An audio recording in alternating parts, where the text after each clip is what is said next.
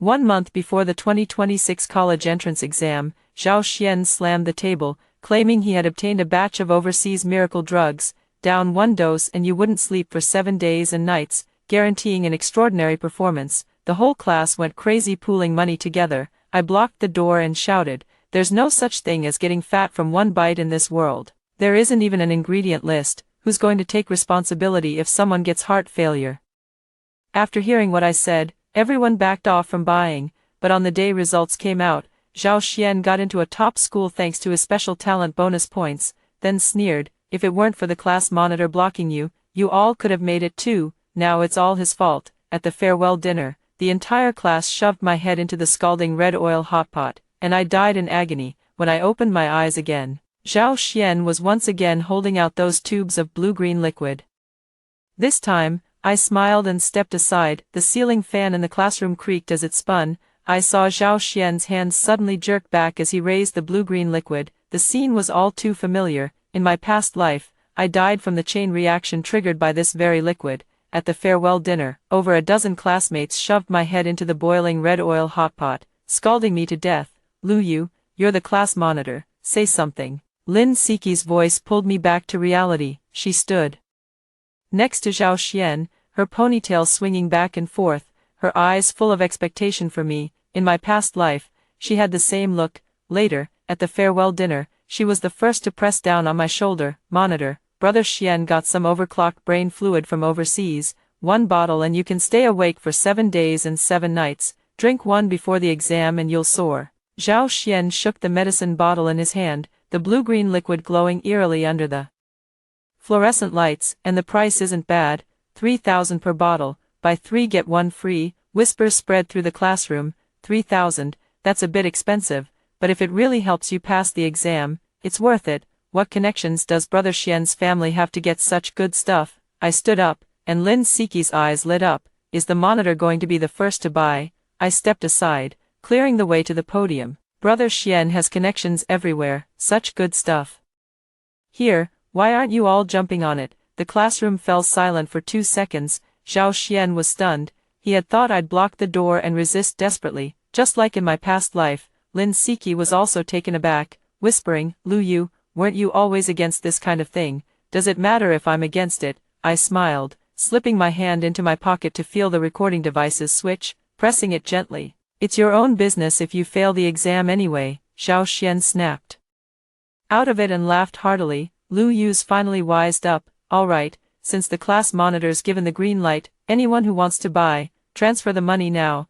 The classroom instantly erupted. Scanning sounds came one after another. "I'll take 2, 3, I'll buy 3 directly." "Siqi, what about you?" Zhao Xian asked. Lin Siqi bit her lip, stole a glance at me, and whispered, I'll buy 1. I retreated to my seat in the last row and placed my backpack on the desk. The voice recorder in my pocket faithfully captured every successful transfer sound. "By the way, Xian Go," I suddenly spoke up. Zhao Xian looked up. "What's up? Will this potion affect the unified medical checkup before the college entrance exam?" Zhao Xian patted his chest. "Don't worry, there's absolutely no way they'll find out. Let me tell you, it metabolizes really fast, completely undetectable in 3 days. That's good." I nodded, took out my water bottle from my backpack, and took a sip. Lin Siqi bought the medicine and walked over, speaking softly. "Lu Yu, if you don't have money, I can lend you some." "No need, don't be stubborn. 3,000 yuan is really not a small amount."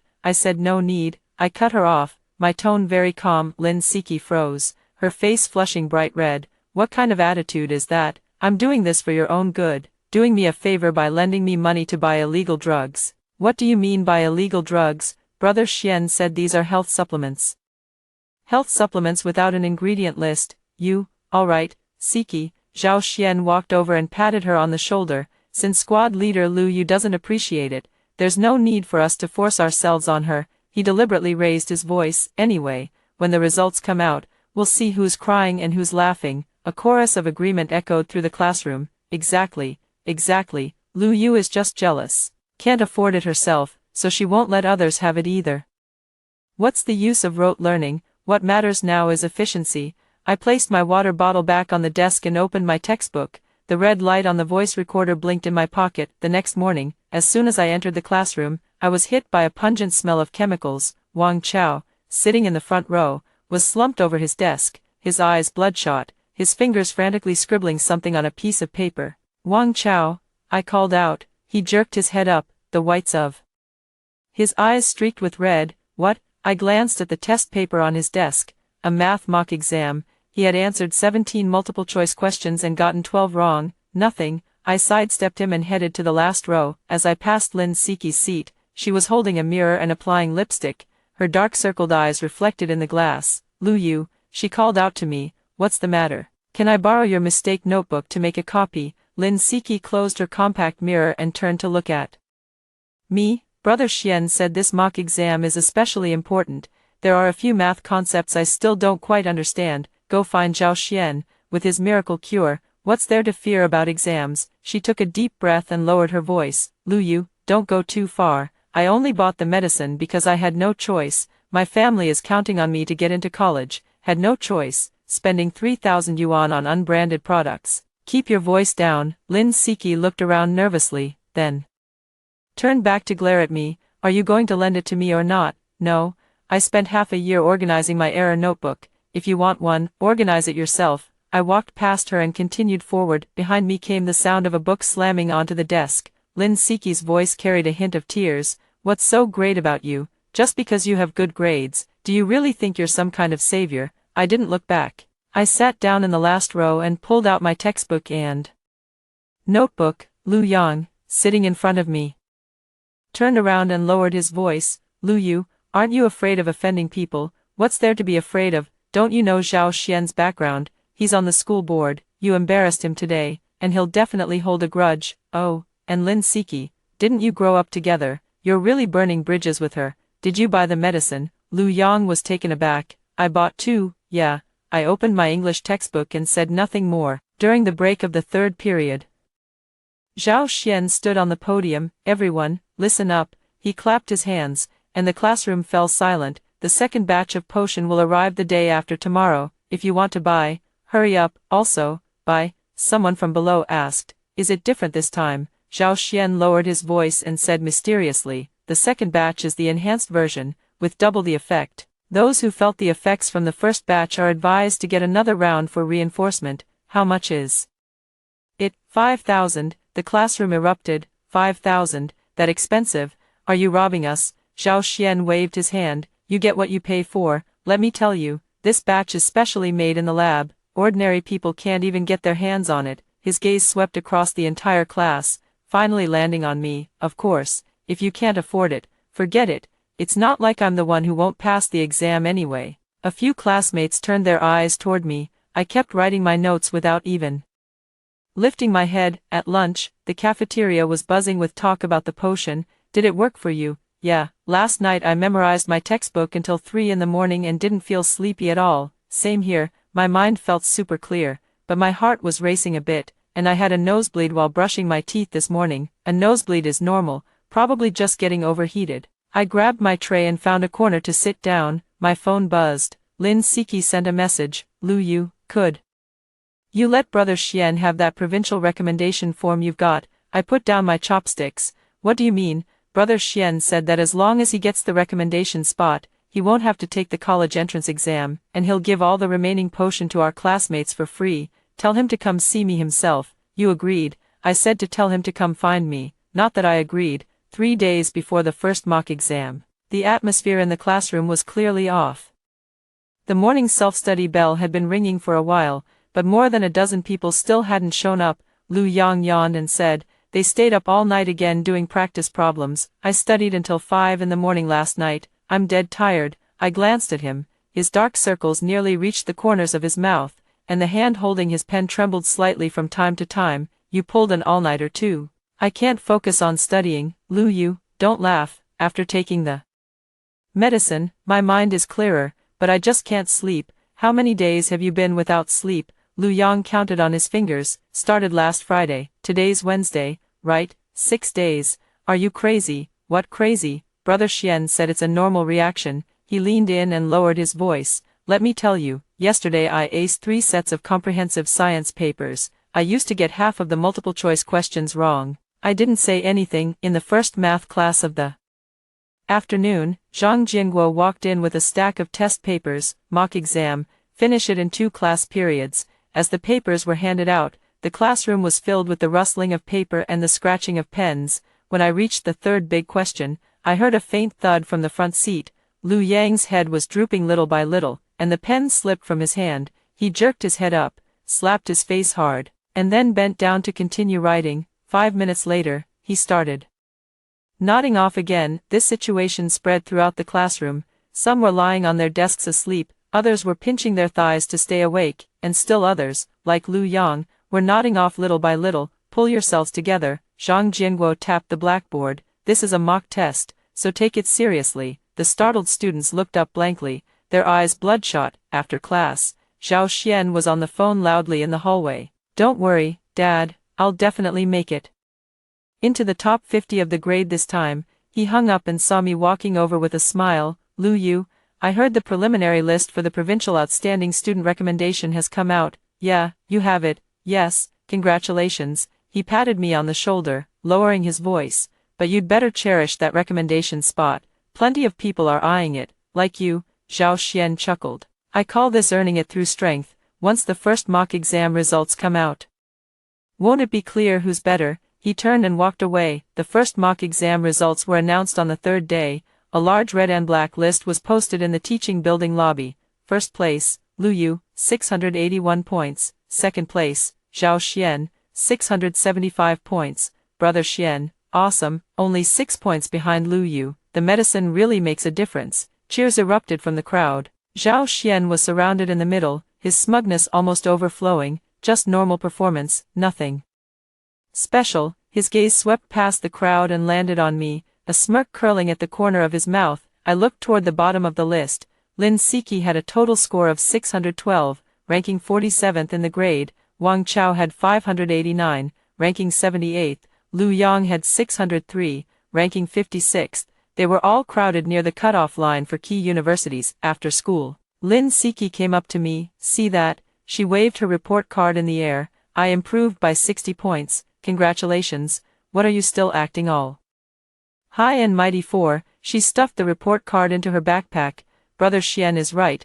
You're just jealous. You study yourself to death and can't stand seeing others take shortcuts. What happened to your hand? I stared at her right hand. Her fingertips were trembling slightly, and the area under her nails was turning blue. Lin Siki hid her hand behind her back. None of your business. She turned and ran off, her ponytail swinging high. As I walked out of the school gate, I spotted a few empty medicine bottles thrown in the trash can. A blue-green liquid residue clung to the glass, faintly glowing in the sunset. I bent down to pick one up, wrapped it in a tissue, and put it into my backpack. That evening, I sent a package via SF Express to the Provincial Testing Center. In the recipient field, I filled in anonymous, with a note that read, suspected to contain high concentrations of nerve stimulants. Please issue a test report as soon as possible. Discipline Director Wang Zhangwo arrived at the classroom on Thursday morning.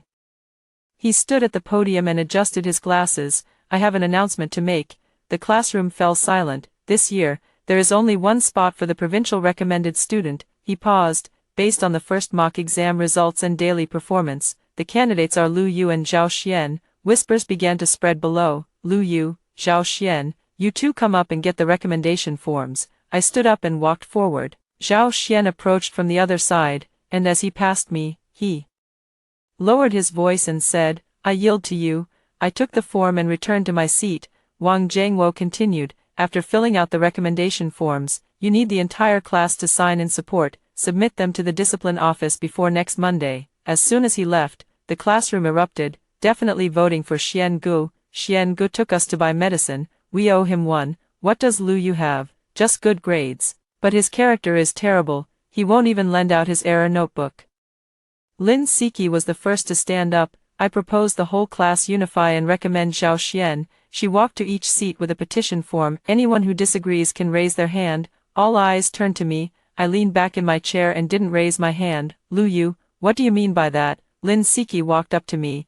It's meaningless. I put the recommendation form into my backpack. You all sign yours, and I'll sign mine. You want to sign your own recommendation form alone? Lu Yu, don't be so selfish. her voice turned sharp. Everyone thinks Brother Xian should be recommended. What makes you so special? Just because I'm also a candidate. I stood up, towering a head above her. Enough, Siki. Zhao Xian walked over and pulled her back. The form has already been given to her. Let's not stop her from dreaming. He turned to look at me. Lu Yu, go ahead and try. Let's see if the endorsement of 42 classmates carries more weight, or your self-nomination alone. Agreements rang out. In the classroom, exactly. Let's all sign for Brother Xian. Just wait. Lu Yu. Lin Siki slapped the petition on my desk. Do you want to take a look? Everyone in the class signed except you. I glanced at it. 41 votes in favor, 1 abstention. Done looking, I pushed the petition aside. Zhao Xian, congratulations on passing the preliminary review. Thanks for yielding. He smiled and sat back down in his seat. After school in the afternoon, I went to the dean's office to submit the recommendation form. Wang Jiangwo took it and flipped through it. Why isn't there a seconder? It's not needed. Lu Yu, rules are rules. Without the seconder's form, this recommendation can't be submitted. Then I'll sign a seconder myself. I pulled out another piece of paper from my backpack and wrote my name on it. Wang Jiangwo frowned. Just one person signing for you. That's against the rules. Which rule? I looked at him. The recommendation policy says it requires a fellow classmate's endorsement. It doesn't specify a minimum number. I'm a classmate too. Wang Jiangwo was silent for a few seconds. Are you sure you want to go against the whole class? I just want to follow the rules. I slid both the recommendation form and the endorsement form toward him. Also, I'm requesting a health exemption for a special physical examination. What? Recommended students need a medical examination, right? I looked into his eyes. I demand the strictest standards for the medical check. Wang Jiangwo stared at me for a long time. Fine. He picked up the official seal and stamped a red mark on a special approval form. Since you insist, we'll follow the rules. As I walked out of the dean's office, my phone buzzed. Lin Siki sent a WeChat message. Lu Yu, did you submit the recommendation form? How long are you going to keep this up? Don't you know that Brother Xian has already spoken to the admissions office? You can't beat him, I replied. Then I turned off my phone and stuffed it back into my pocket. At the end of the hallway, Zhao Xian was leaning against the wall, holding a blue potion in his hand. Lu Yu, I stopped. I heard you requested a special medical checkup. Yeah, Zhao Xian chuckled, shaking the medicine bottle. Don't worry, this stuff won't show up on tests. Just don't be too disappointed when the results come out. I didn't say a word, walking past him. Oh, by the way. He raised his voice. Siki already gave me that notebook of yours with the wrong answers. She grabbed it while you weren't in the classroom. Thanks. I didn't stop walking. 2 weeks before the college entrance exam, the classroom had completely become Zhao Xian's territory. Above the blackboard, a countdown was written in chalk, and below it, a line of crooked words read, "Thanks to Brother Xian for providing the miracle drug." During math class, Zhang Jiangguo was on the podium explaining the final set of practice questions. When he got to functions, Wang Chao's head slammed onto the desk with a thud, and blood started flowing from his nose.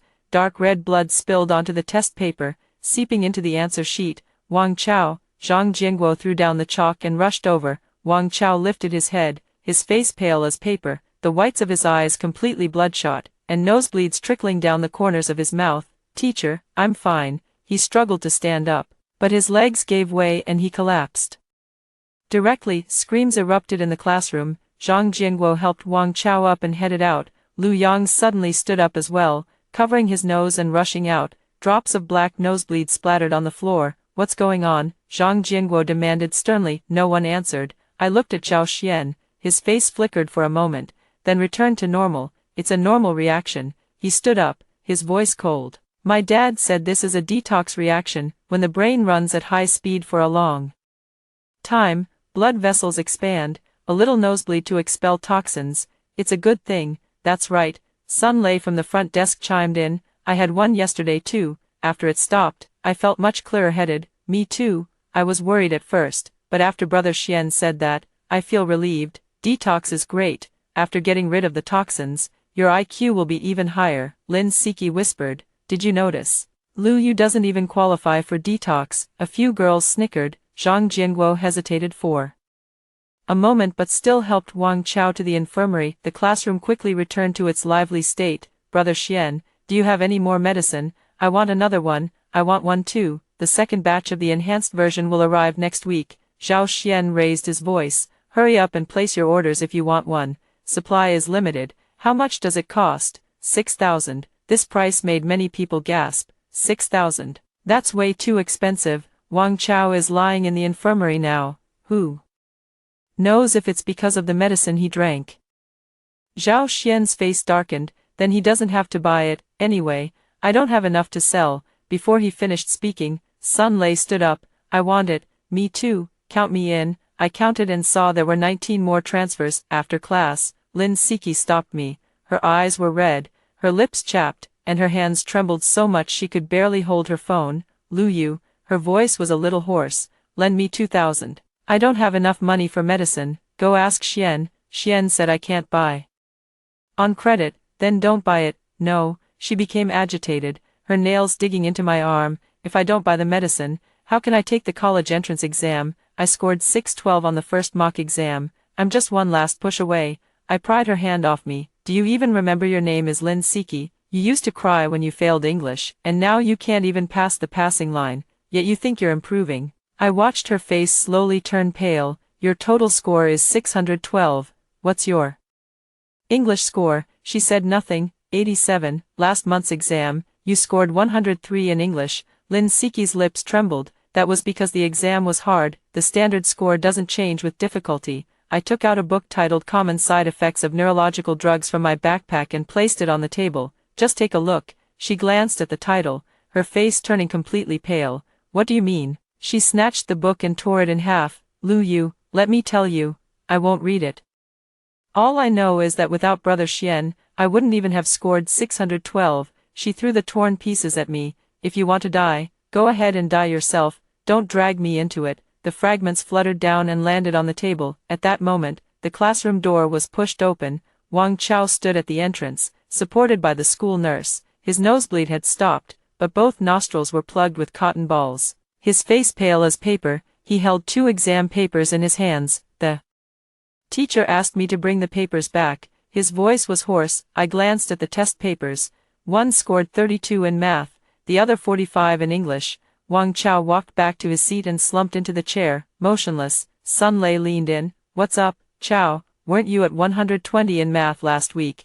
Wang Chao didn't reply. With a trembling hand, he fished a bottle of blue potion out of his desk, tilted his head back, and gulped it down, his throat making a gurgling sound. Sun Lei shrank back and returned to his seat. When the bell rang for dismissal, my phone buzzed with an email, sent by the Provincial Inspection Center, with a subject line that read, Expedited Test Report, Sample Composition Analysis. I clicked on the attachment. The first line of the first page held my gaze for a long time. Using gas chromatography, mass spectrometry, the submitted pale blue-green liquid sample tested positive for methamphetamine, with a concentration as high as 37%, classifying it as a high-concentration new type drug. Additionally, 7 controlled stimulant components, including pseudoephedrine and codeine, were detected. I put away my phone. Zhao Xian was walking around the classroom with the payment QR code. Scan this code, everyone, note your class and name. The phone kept buzzing repeatedly. Lin Siki had somehow managed to raise the money and also scan the code to pay.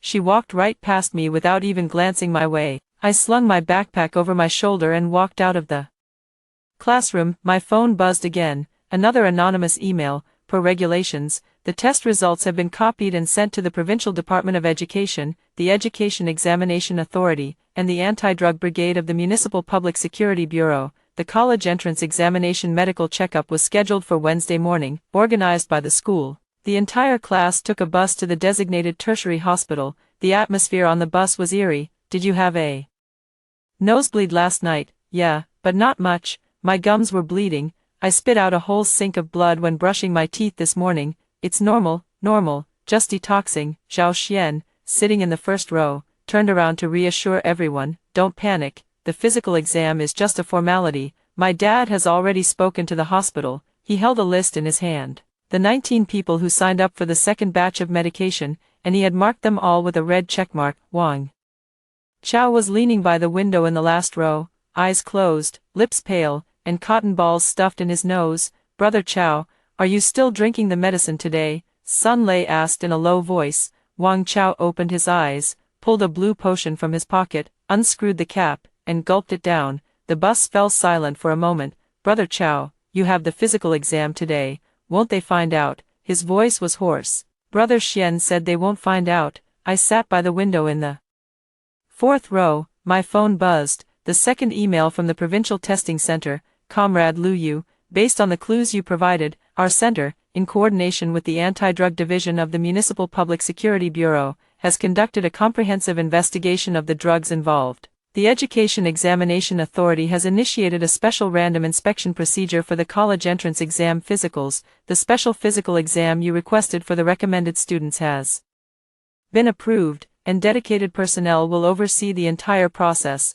I deleted the email. The bus stopped at the hospital entrance. The medical checkups were conducted in class order, and our class was in the second batch. In the waiting area, Lin Siki was restless, holding a bottle of water and taking 7 or 8 sips. Lu Yu, she suddenly called out to me, you're sure they can't find out? Her eyes were bloodshot, and her lips were dry and peeling. Don't you trust Zhao Xian? You won't like my answer. She bit her lip and turned away. The medical checkup began, and everyone lined up by student number for blood draws. When it was Wang Chao's turn, the blood that came out wasn't the normal dark red, it was black, as if mixed with soy sauce. The nurse was visibly startled, looked up at Wang Chao, and asked, have you taken any medication recently? No. The nurse frowned and made a few notes on the form. When measuring blood pressure, the machine's alarms went off one after another, 150 to 100, 158 105ths, 162 110ths. The doctor in charge of the checkup turned pale and called over the supervising teacher. What's going on with your class? Why is the rate of high blood pressure so high? The lead teacher, Mr. Lee from the physical education department, scratched his head and said, maybe it's pre-exam nerves. Can pre-exam nerves push blood pressure to 160? The doctor pointed at the fluctuating numbers on the monitor. If it gets any higher, it could qualify as a hypertensive crisis. Zhao Xian interjected.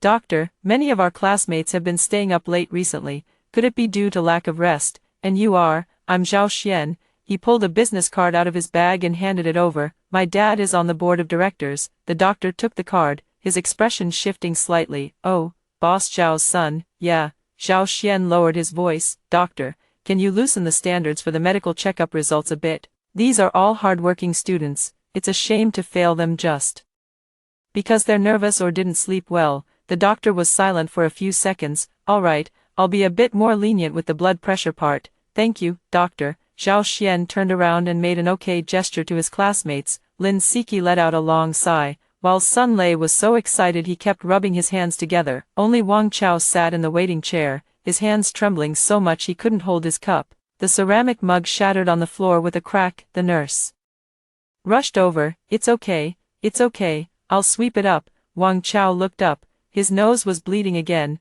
dark red drops staining the white floor, glaringly conspicuous. I said nothing, turned around, and walked into the next examination room. On the third day of the physical exams, the dean's office called me in for a talk.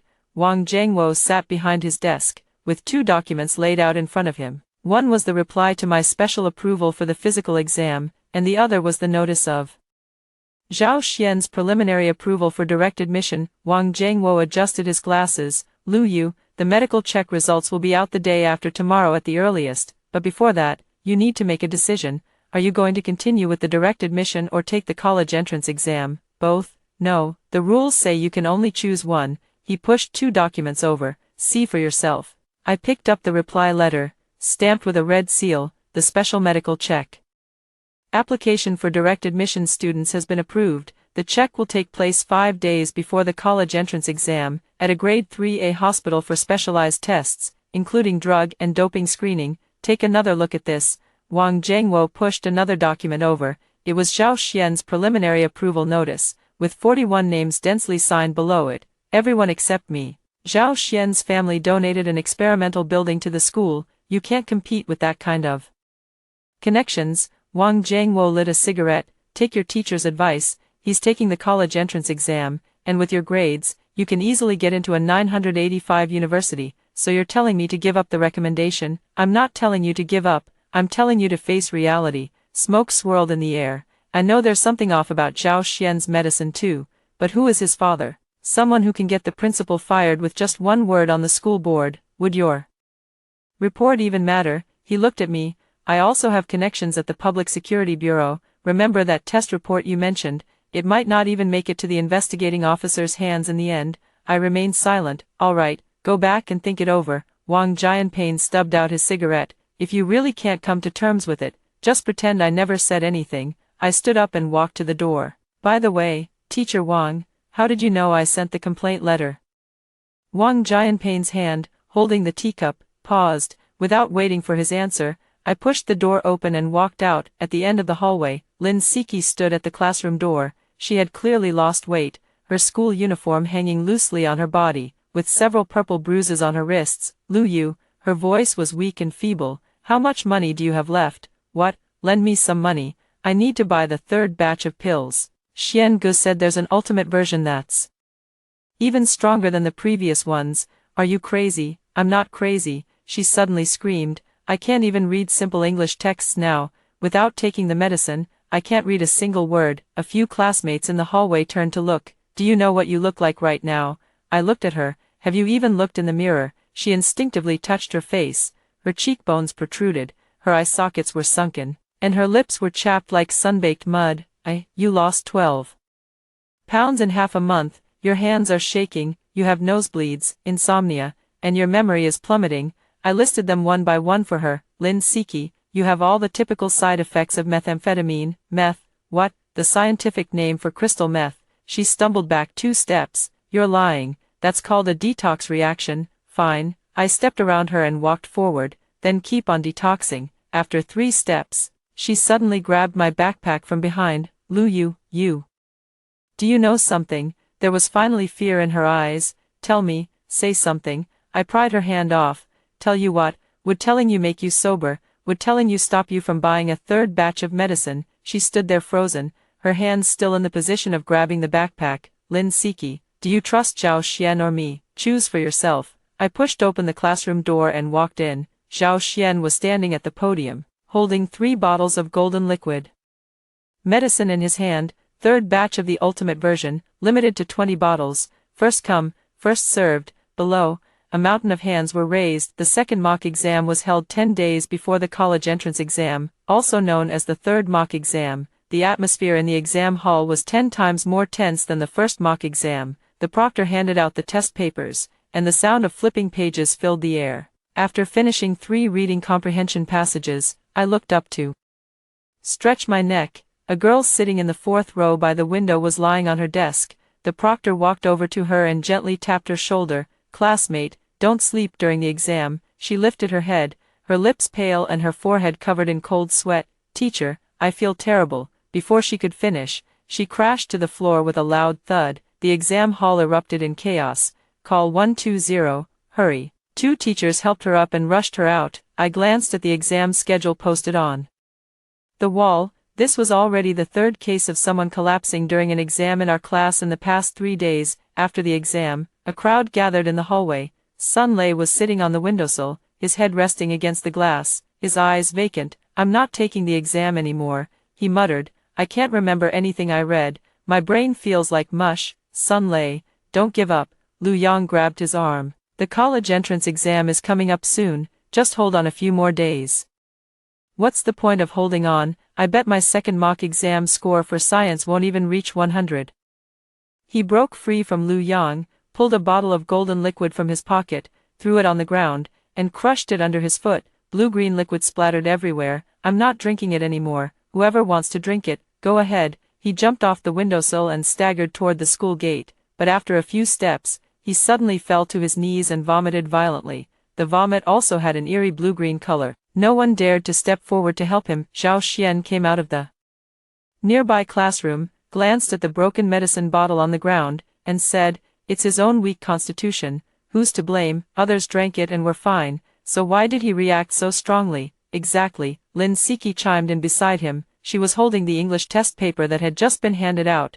I glanced at it and saw a score of 72. On the last mock exam, she had scored 87. Lu Yu, you're first again this time, Zhao Xian asked with a smile. Does it have anything to do with you? Of course it does. He lowered his voice. I heard you're still applying for the recommended admission medical checkup, the specially approved kind. I didn't answer. go ahead and get checked, whatever, he shrugged, it won't show anything anyway, but after the checkup, you'll be completely out of the game. What do you mean? What I mean is, whether that whistleblowing letter and test report of yours can reach the right people still depends on a word from my family. He patted me on the shoulder. The people from the Provincial Inspection Center might not be there in a few days, remember, those things will become worthless paper. With that, he whistled and walked away. In the afternoon, the rankings were posted, my name was still at the top of the red list. I looked further down, out of 43 students in the class, the number of those in the top 100 had plummeted from 18 to 6. The bottom 11 were all from our class, including Wang Chao and Sun Lei. Next to the ranking list was another notice. The second mock exam results will serve as the final basis for determining the recommended students for direct admission. Lu Yu, who ranks first overall, automatically qualifies for the recommendation. Due to significant fluctuations in Zhao Xian's grades, his recommendation qualification has been revoked. Zhao Xian's face turned green when he saw the notice. He pulled out his phone and dialed a number. What's going on with the recommendation list? After a few words from the other end of the line, Zhao Xian's voice grew louder. What did you say? Even if the first mock exam results counted, I should still be eligible. What do you mean by comprehensive evaluation? He hung up and kicked over the trash can, which clattered loudly as it rolled far away. He turned around, his gaze fixed directly on me. The night the early admission notice was posted, I got cornered in the men's restroom. Zhao Xian led the charge, followed by 7 or 8 boys who usually supported him the most. The door was locked from the inside, and Lin Siki stood at the back, her eyes flickering. Class monitor Lu, you saw the news during the day, right? Zhao Xian leaned against the sink with a cigarette dangling from his lips, blowing smoke into my face. You've got the early admission wrapped up. Yeah, he laughed, flicking the cigarette butt into the sink. You really think you're something special, don't you? 10 years of hard studying, staying up till 1 or 2 in the morning, memorizing stuff, and I can catch up to you just by drinking a few potions. You know what annoys me the most? What? You're such a fucking hypocrite. He slammed his fist against the wall beside me, the tiles trembling. I'm sick of your holier-than-thou attitude, sick of your good grades, and even sicker of the way you've always looked down on me. Zhao Xian, have you ever wondered why your recommendation qualification was revoked? Like I need you to remind me. I'm not reminding you. I'm telling you, your first mock exam score was propped up by drugs. His face changed. How many points did you drop in the second mock exam? 114. Is that what you call overperforming? Shut the fuck up. He grabbed me by the collar. Believe me, I can make sure you don't walk out of this bathroom alive. I believe you. I pulled out my phone from my pocket and pressed the record button. But before you make a move, can you first explain something? Why are the 20+ people who took the same drugs as you all now lying in the hospital emergency room? What hospital? Sun Lei this afternoon, Wang Chao in the middle of last night, and 3 girls were carried straight out of the exam hall this morning. I stared into his eyes. Did you never tell them that the stuff your dad got from the dealer contains high concentration neurotoxins? A muscle in Zhao Xian's face twitched. You found out. What do you think? He took a step back. The expressions of the guys behind him all changed. Brother Xian, is what he said true? Wasn't Wang Chao's nosebleed just from getting overheated? I've been waking up with blood all over my pillow these past few days, and what I threw up yesterday was green. Zhao Xian turned back and shouted, "Shut up!" His voice echoed off the tiled walls. Lin Siki finally spoke, her lips trembling. Brother Xian, is there really something wrong with that medicine? There's nothing wrong. My dad said there's nothing wrong. Then why is my face? She touched her own face, her fingers tracing from her cheekbone to her jaw. I lost 15 pounds in half a month, and there's black stuff under my nails. She held out her hand. Beneath her nails was a patch of blackish purple. Zhao Xian shook off her hand and turned to leave. I took a step sideways to block the doorway. Move aside. You haven't answered their questions yet. I said there's no problem. Then why did your father transfer all the remaining drugs overnight the day before yesterday? Zhao Xian froze. I continued, your father told you, didn't he? The people from the Provincial Inspection Center weren't reassigned by your father. Instead, they were taken into custody by the Anti-Drug Division of the Municipal Public Security Bureau. The bathroom was silent except for the sound of running water. Zhao Xian's face turned from pale to green, and he suddenly pushed me aside, yanked the door open, and rushed out. His footsteps thudded down the hallway, gradually fading away. The remaining people exchanged bewildered glances. Lin Siki slowly crouched down, wrapped her arms around her knees, and her shoulders shook violently. Lu Yu, she looked up, crying, can I really still take the college entrance exam? I looked at her for 3 seconds. Yes. Push the door open and walk out. 5 days before the college entrance exam, a special medical examination was conducted at the Provincial People's Hospital. The entire process was recorded, conducted in a tertiary hospital, with a supervisor sent by the Department of Education. Blood draw, urine test, electrocardiogram, electroencephalogram. I lay on the examination bed for nearly 2 hours. After the last item was completed, the doctor looked at the report and nodded. No issues, you can sign. He picked up a pen and wrote 2 characters in the result column, qualified. Then he sealed and stamped the medical file envelope. The inspector took the file and placed it in the briefcase. Student Lu Yu, your direct admission qualification has passed the final review. Go home and wait for the notice. I stood up and walked toward the door. The inspector called out to me, oh, by the way, the evidence you sent to the testing center was a huge help. What evidence? The transfer records between Zhao Xian's father and the black market drug dealers. He pulled a photo from the very bottom of his briefcase. In the photo, Zhao Zhengwo held a box of golden liquid in his left hand while shaking hands with a man in a baseball cap with his right. You sent this photo along with the package, right? Don't worry, the city police have already filed a case. On the day of the college entrance exam, after the last subject is finished, he will be arrested along with his son's classmates. I pushed the door open and went out, taking the bus back to school. When I returned to the classroom at 3 in the afternoon, I found that my seat had been ransacked. Books from the drawer were scattered all over the floor. My notebook was torn to pieces, and on the desk, 4 big words were written in red marker, watch your step. I crouched down to pick up the books that were still readable and stacked them up. Lin Siki ran in from outside, panting as she looked at me and said, Lu Yu, Zhao Xian said he's going to take you down at the farewell dinner. Don't go tonight. Why shouldn't I go? You're insane. He called in outsiders, not from the school. She grabbed my arm. I just heard him on the phone in the hallway, saying something like, let her keep bouncing around for a few more days, send her straight to the hospital after the college entrance exam. You need to get out of here now. You came to tell me this. Aren't you afraid Zhao Xian will find out? Lin Siki froze, slowly letting go of her hand. When I woke up last night, the pillow was covered in blood. It wasn't a nosebleed. My entire mouth was bleeding. I spat out a whole basin of blood. She cried, tears streaming from her sunken eye sockets. Lu Yu, I'm scared I won't make it to the college entrance exam. I looked at her. This was the first girl who had pushed my head into a hot pot, and now she was as thin as a stick of dry firewood. Go to the hospital. No need, Lin Siki, I interrupted her. When will you finally understand? Zhao Xian has been lying to you from start to finish. She opened her mouth but couldn't speak. I stuffed the book into my backpack and slung it over my shoulder. Go to the Provincial People's Hospital this afternoon, register at the emergency internal medicine department, and tell them you've been taking medication of unknown composition for a long time, with symptoms of vomiting blood and gum bleeding. The doctor will know how to handle it. I walked around her and headed out. What about you? She turned and took 2 steps after me. Are you going to take the college entrance exam? Yes. I pushed open the classroom door. My exam venue is at No.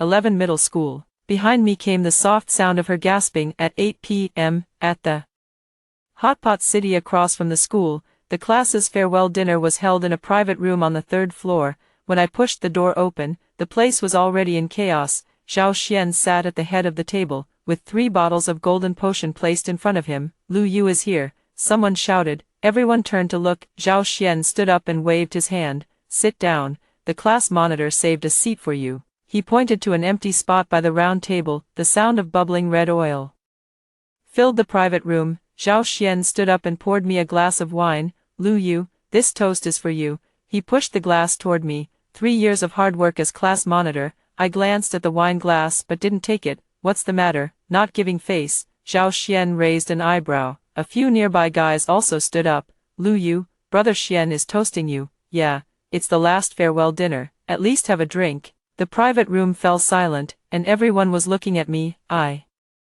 picked up the glass, brought it under my nose, and sniffed. A pungent medicinal smell hit me. What did you put in this wine? I set the glass back on the table. A flicker of stiffness crossed Zhao Xian's face. Just regular baijiu. What could I add? Then take a sip. I'm toasting you, and you want me to drink. Aren't you toasting me? You drink first. I pushed the glass back. Zhao Xian stared at the wine, his Adam's apple bobbing up and down. What? Afraid to drink? I leaned back in my chair, hands in my pockets. Xian Gu, you dare to sell this stuff to others, but you don't dare to drink it yourself. What do you mean by that, Lu Yu? Lin Siki suddenly stood up, her face flushed bright red. Xian Gu is being polite by toasting you, and you're still acting up. I cut her off, my gaze sweeping across everyone in the private room. That batch of golden potion you bought, it's the same thing. You've been drinking it for almost a month now. Has Xian Gu ever touched a single drop himself? Zhao Xian's hand trembled slightly. He makes you guys drink meth, but he drinks Mao Tai at home. I pulled out my phone from my pocket and opened a photo. It showed Zhao Xian's home liquor cabinet, filled with famous wines. Someone below gasped, Lu Yu, what the fuck? Zhao Xian lunged for my phone. I twisted my wrist and pulled it back. What's the rush? It's a farewell dinner, isn't it? Time to speak freely. I stood up, picked up the ladle on the table, and stirred it in the bubbling red oil hot pot. In my past life, it was this very pot. The scalding red oil splashed onto the back of my hand, leaving a red mark. In my past life, they pressed my face into this pot. It must have been 100 times more painful than this. Lu Yu, stop being so sarcastic. Sun Lei slammed the table and stood up, his right hand wrapped in gauze. He had just been discharged from the emergency room 2 days ago. We all drank that stuff voluntarily. It's none of your business. That's right, we did it willingly. Don't act like you actually care about us. Voices of agreement rose one after another. I set down the ladle and pulled a document from my backpack, a red letter heading stamped with the Provincial Inspection Center's seal. This is the test report for that batch of golden potion you drank. I tossed the file onto the table, the pages sliding half a turn across the surface. Methamphetamine content, 43%, pseudoephedrine, 12%, codeine, 8%, according to Article 347 of the Criminal Law. The starting sentence for trafficking over 50 grams is 15 years. The air in the private room felt as if it had been sucked out. Sun Lei slowly sat down, his face turning pale. Wang Chao lowered his hand that was covering his nose. Lu Yang repeated, 15 years, impossible. Lin Siki grabbed the document, her fingers trembling. This must be fake. Lu Yu forged it. There's the phone number of the Provincial Inspection Center on it. You can call to verify. I placed my phone on the table as well. Lin Siki stared at the string of numbers, her face turning from pale to green. She turned to look at Zhao Xian. Brother Xian, tell us this is fake. Zhao Xian leaned back in his chair, his lips tightly pressed together, his expression darker than anyone else's. He suddenly laughed. Lu Yu, do you think a test report can do anything? He pulled a business card from his pocket and slapped it on the table, the gold embossed letters reading, Deputy Director of the Provincial Inspection Center. Zhang Guoqing, do you know who Zhang Guoqing is? My dad's old classmate. He lit a cigarette and took a drag. Do you think those empty bottles you sent will end up in whose hands? With just one word from my dad, Zhang Guoqing can change this report to not detected. He flicked the ash into the hot pot, producing a sizzling sound. So what? I looked at him. So this report is just a piece of scrap paper. Zhao Xian stood up and walked over to me, standing very close. Lu Yu, in these 3 years, I could make you class monitor, and I could also keep you from even entering the exam hall. Do you think you've won? On the day of the college entrance exam, you'd better pray nothing happens to you. The door of the private room was slammed open. 2 men in black t-shirts walked in, tattoos on their necks. Young Master Xian, it's time. Zhao Xian nodded at them, then patted my shoulder, his voice lowered. Don't even think about finishing the exam. You won't even finish this one subject. He turned to grab his clothes. Lin Siki suddenly stood up, her voice trembling. Brother Xian, is it true that they won't find out? Of course it is, but I vomited blood again this morning. She rolled up her sleeves. Her wrists were covered in patches of blue and purple, not bruises, but subcutaneous bleeding spots, densely packed like a handful of black sesame seeds. Zhao Xian frowned. If your constitution can't handle it, don't blame my medicine. But, he shook off her hand, waved at the 2 men in black, and left. The 3 of them pushed open the door of the private room and walked out. I sat back down in my chair, picked up the inspection report, and said, wait. Zhao Xian turned around. One more thing, that person on your business card, Zhang Guoqing, has already been placed under disciplinary review. I opened the notice on the Provincial Audit Commission's official website on my phone, the call records with your father, the transfer records. And the illegal hiring documents from 3 years ago have all been handed over to the Procuratorate. The smile on Zhao Xian's face completely froze. So this report isn't just a piece of paper. I put the inspection report into my backpack. It's the evidence your father and you will present in court. Zhao Xian stumbled back 2 steps. You're talking nonsense. He pulled out his phone and frantically dialed, only to hear the recorded message that the number he was calling was switched off. He dialed again. Still off, again. Off. Everyone in the private room stared at him, watching his fingers jab frantically at the screen. The 4th time, the 8th time, the 10th time, the phone slammed onto the floor with a crack. Zhao Xian turned around, his eyes bloodshot. Lu Yu, what did you do? What did I do? I just sent a few empty bottles. The rest was brought up by your father himself.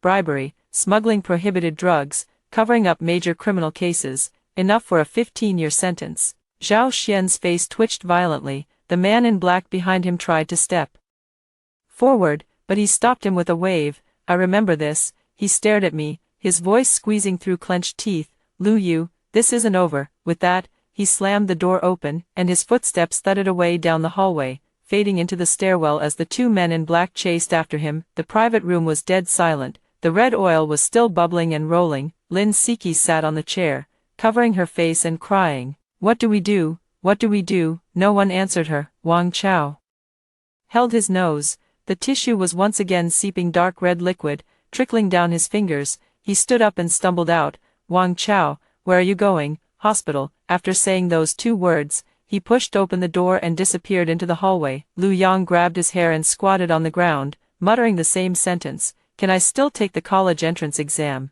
Faces blurred in the steam rising from the hot pot. I slung my backpack over my shoulder and stood up. As I passed by Lin Siki, she suddenly grabbed my wrist. Lu, she looked up, her eyes red and swollen. Save me, please. I don't want to die. I looked at the bruising under her fingernails, which had turned from blue to black. Go to the hospital tomorrow, bring all the medicine you've taken and tell the doctor the truth. But Brother Xian said I can't tell anyone. Lin Siki, I interrupted her, my voice calm. Do you still trust Zhao Xian? She froze, her hands loosening and falling to her sides. The night before the college entrance exam, I packed my test materials and placed them on the table. Pencils, pens, erasers, admission ticket, ID card, each item neatly arranged in a row. My phone buzzed with a text from an unfamiliar number. Tomorrow, 11th high school exam venue, East Gate, don't use the main entrance. I didn't reply.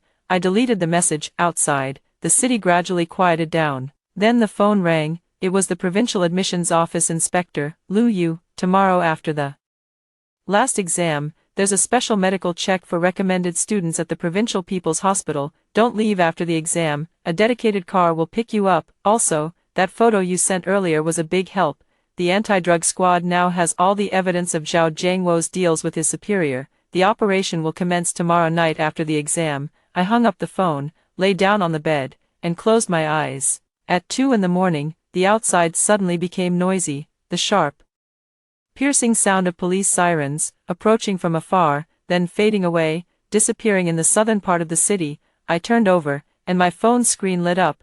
The class group chat exploded. Holy crap, police cars are parked right outside Brother Xian's building. I saw it when I passed by. So many people, and some fully armed. Brother Xian got arrested. No way, no way. Messages flooded the screen instantly. And then the WeChat group was suddenly disbanded. The system prompted, this group has been disbanded by the group owner. The group owner was Zhao Xian.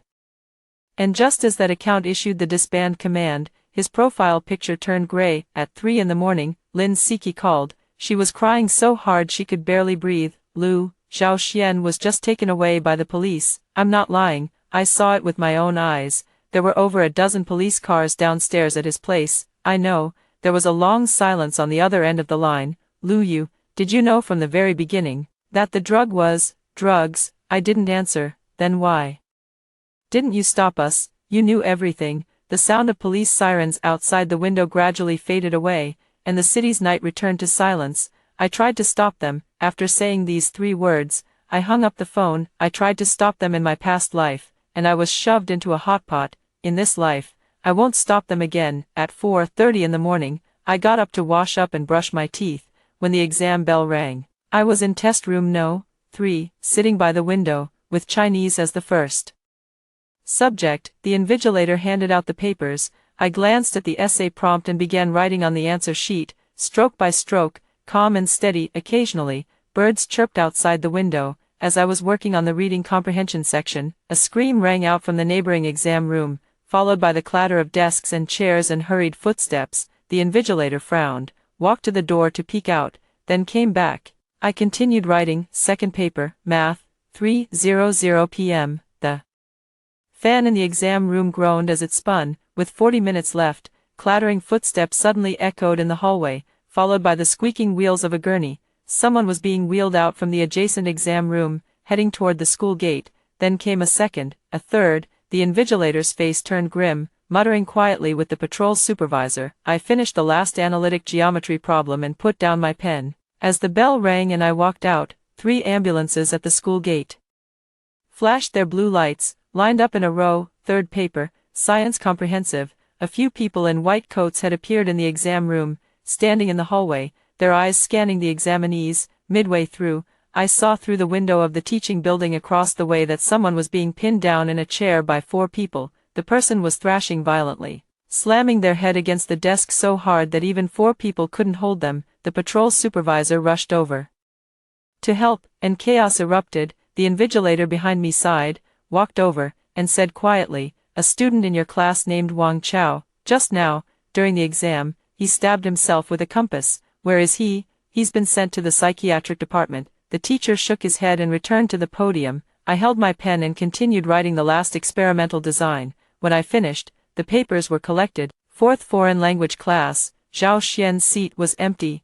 from start to finish. The invigilator stamped his answer sheet with an absentee mark. After the exam, it was already dark. I walked out of the testing venue alone. The school gate was crowded with parents, but none were waiting for me. The Provincial People's Hospital's medical examination vehicle was parked at the intersection. The inspector leaned out of the window. "Lu Yu, over here." I got into the car and sat in the back row. The inspector handed me a form. "Fill this out, then go in for the medical exam." He turned his head from the front. "Oh, and one more thing.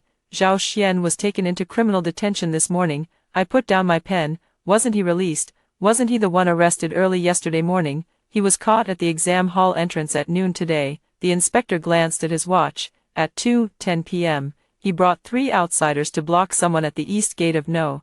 11 High School. "Block who?" "Block you. You went in through the west gate, so they missed you." He collapsed on the roadside on the spot and was caught red-handed by plainclothes officers. "He probably never expected you wouldn't take the east gate at all." I continued filling out the form. "And also," the inspector paused, "those students in your class who bought the pills have recently been having episodes in the exam room, one after another. All of this was captured by body cameras, and they'll all be taken in as involved parties for investigation. Over 10 years of hard work, all ruined by a bottle of medicine." I signed the last line and handed the form back. On the day the college entrance exam results came out, I opened my laptop in the rental apartment. The web page refreshed slowly. The class group chat was gone, but dozens of new group chats popped up. Someone added me to a group called Inside Scoop on Admissions Scandal. I didn't say a word and muted it.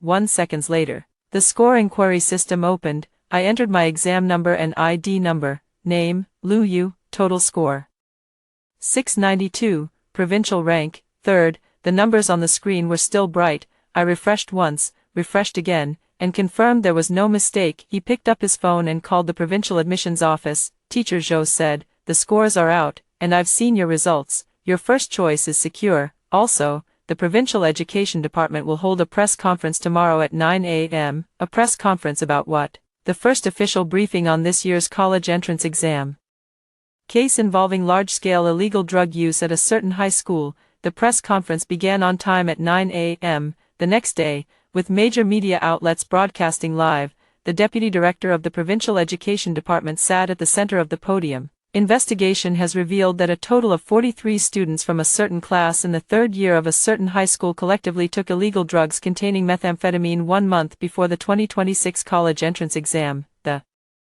audience stirred, and cameras flashed continuously. Among them, 31 were rushed to the hospital for acute poisoning symptoms during the exam. 17 had their results immediately voided due to drug residue in their systems, and 14 were detained by police on suspicion of drug use. The main dealer, surnamed Zhao, has been arrested by the prosecutors. The barrage of comments flooded the screen. Holy crap, meth, 43 people collectively doing drugs, isn't that suicide, according to the investigation. The key role in this case was played by the class monitor, Lu Yu. It was she who promptly submitted the drug samples to the relevant authorities and provided crucial evidence, leading to the swift resolution of the case. All the journalists turned their heads to look behind them. Among the rows of people below the podium sat me, the flashlights aimed in my direction, and the sound of shutters rained down like a violent storm, in light of Lu Yu's outstanding performance in the college entrance exam and her significant contributions to the case's resolution.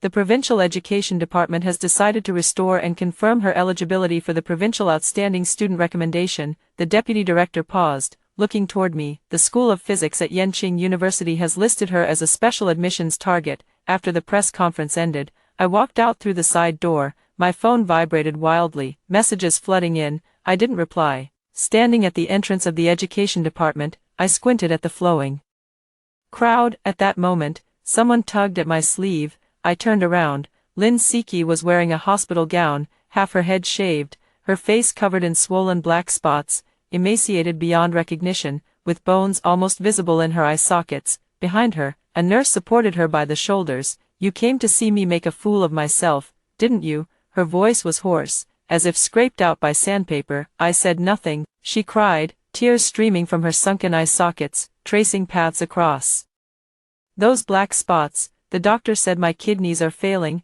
lifelong dialysis, or a kidney transplant. The nurse softly reminded her, Lin Siki, it's time to go back to your room. She didn't move, staring at me intently. You knew from the start that the drug was meth.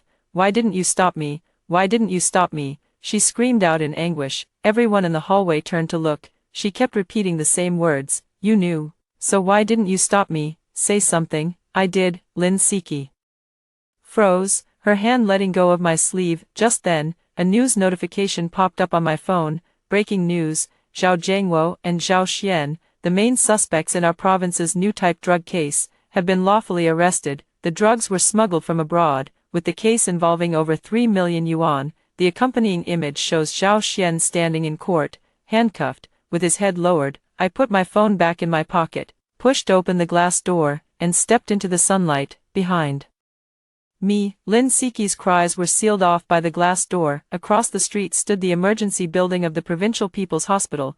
Wang Chao was strapped to a bed in the psychiatric ward, and Sun Lei had been on dialysis until early morning. The morning news on the TV in the lobby was still broadcasting. Drug-involved candidates are banned from taking all national exams for the next 5 years. The anchor's voice drifted through the crowd. In the end, the farewell dinner never happened. First, most people were lying in the hospital. Second, those few who weren't had been taken away for investigation. And third, no one dared to mention the word hot pot anymore. Later, I heard that Zhao Xian was sentenced to 12 years in the first trial, and Zhao Jiangwo to 15 years. The father and son turned on each other in court, making for an extremely ugly scene. The supplier of that batch of drugs was taken down. The entire industrial chain was dismantled, and it was reported on the news. For 3 days, I received my admission letter in mid-August, sent by Yenching University. In early September, I dragged my suitcase to Beijing alone. As the train started moving, my phone rang. The caller ID showed Lin Siki. I didn't answer. I turned the phone over and placed it on the table. On the second day of freshman registration, I saw a notice on the school bulletin board. The Provincial Education Department had issued a new regulation. All recommended students must take an additional psychological assessment. My roommate came over and asked which high school I had attended before. I told him the name of my school, and he let out an "oh," and said, "That's the school where students collectively use drugs." Yes, holy shit, how many people died in your year? No one died. I closed the computer, but a few were pretty much done for in this life. My roommate scratched his head. What was the point? Throwing away your life for the college entrance exam? It wasn't for the exam. Why then? I thought for a moment, to be better than others. My roommate didn't quite understand, and I didn't explain either. Outside the window stood the sycamore trees of Yenching University, their leaves just beginning to turn yellow. Freshmen walked by in small groups below the dormitory building. Some had struggled with all their might to make it here, while others who took shortcuts had ultimately fallen into the abyss. In truth, from the very beginning, the path had always been there. It all depended on how you chose to walk it. I pulled the error notebook out from the very bottom of my suitcase and flipped to the first page.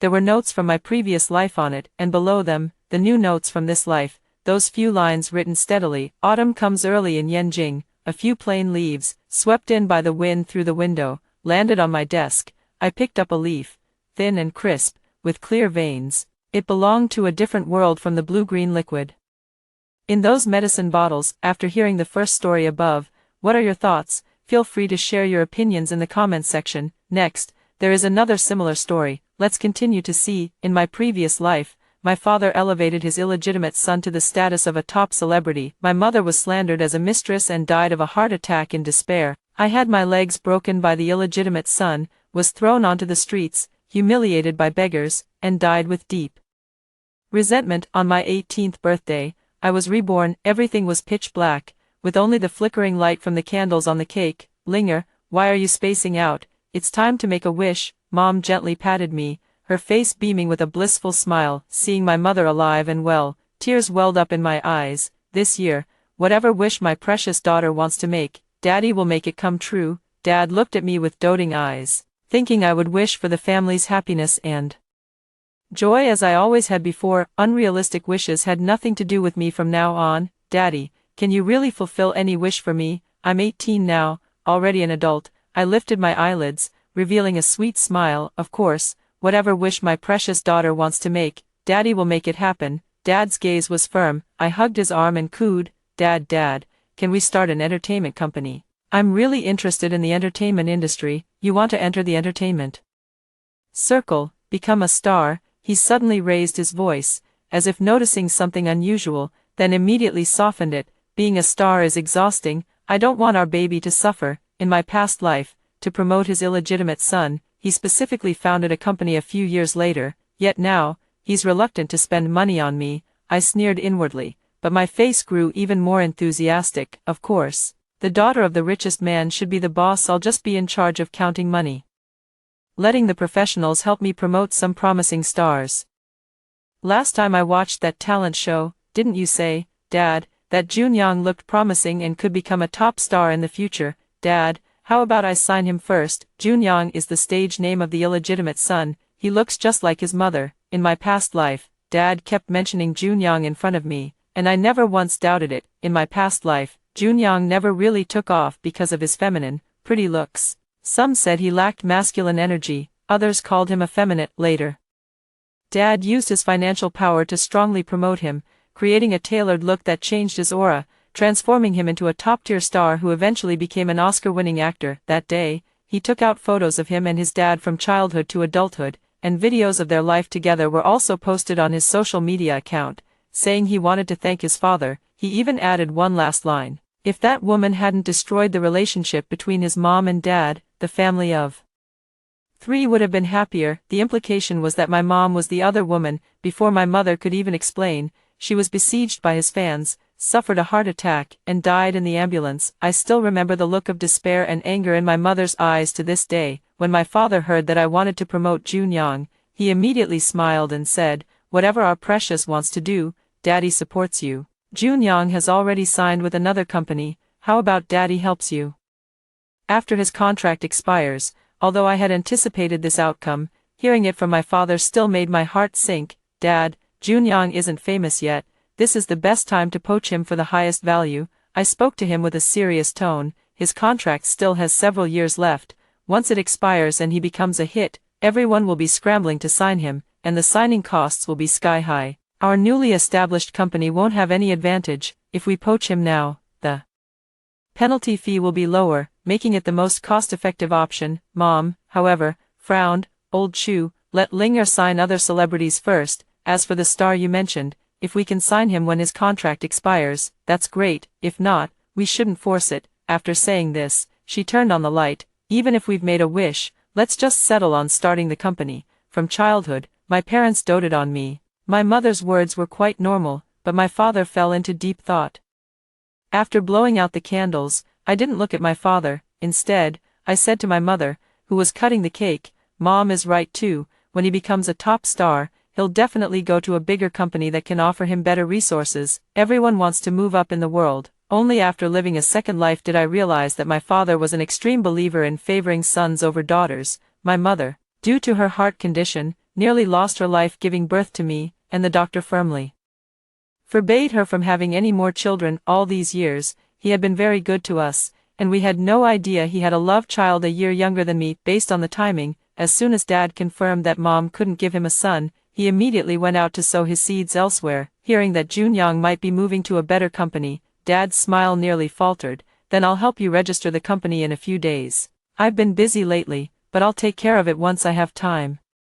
Suppressing my discomfort, I hugged him. Thank you, Dad, just give me the money, and leave the rest to the professionals. You should also give your daughter a chance to learn, right? Otherwise, how will I ever manage to inherit such a vast family fortune? At the mention of me inheriting the family fortune, Dad turned his face away, his expression clearly displeased. He didn't realize that every bit of it was clearly reflected in the floor-to-ceiling window. If it weren't for the major projects that kept him tied up in recent years, Dad would have started a company to promote Junyoung when he wanted to enter the entertainment industry. This was something Junyoung boasted about in front of me in my past life. Although I was his daughter in name, I never received anything substantial. He always had the best of everything growing up, from what he used to what he ate, from kindergarten through middle school. I attended public schools while he went to elite private schools. The money I spent in my entire life didn't even amount to what he spent in a single semester. He said that from childhood, Dad treated him and me as differently as heaven and earth. Though I knew he was just trying to provoke me out of spite, his words still cut deep. Dad said those elite schools would spoil a child. He wanted me to have good character and didn't want me to turn into a delinquent. I thought he had my best interests at heart, but it was actually a perfect lie. That very night, I saw the stark difference. For myself, Dad transferred me 100 million and told me to support Junyoung wholeheartedly. This kid looks promising to me, destined for the top tier. We'll rely on him to make our company famous. From start to finish, his focus was on promoting Junyoung. He never once considered how I, as the boss, should be thinking about growing the company. 100 million, because of Junyoung.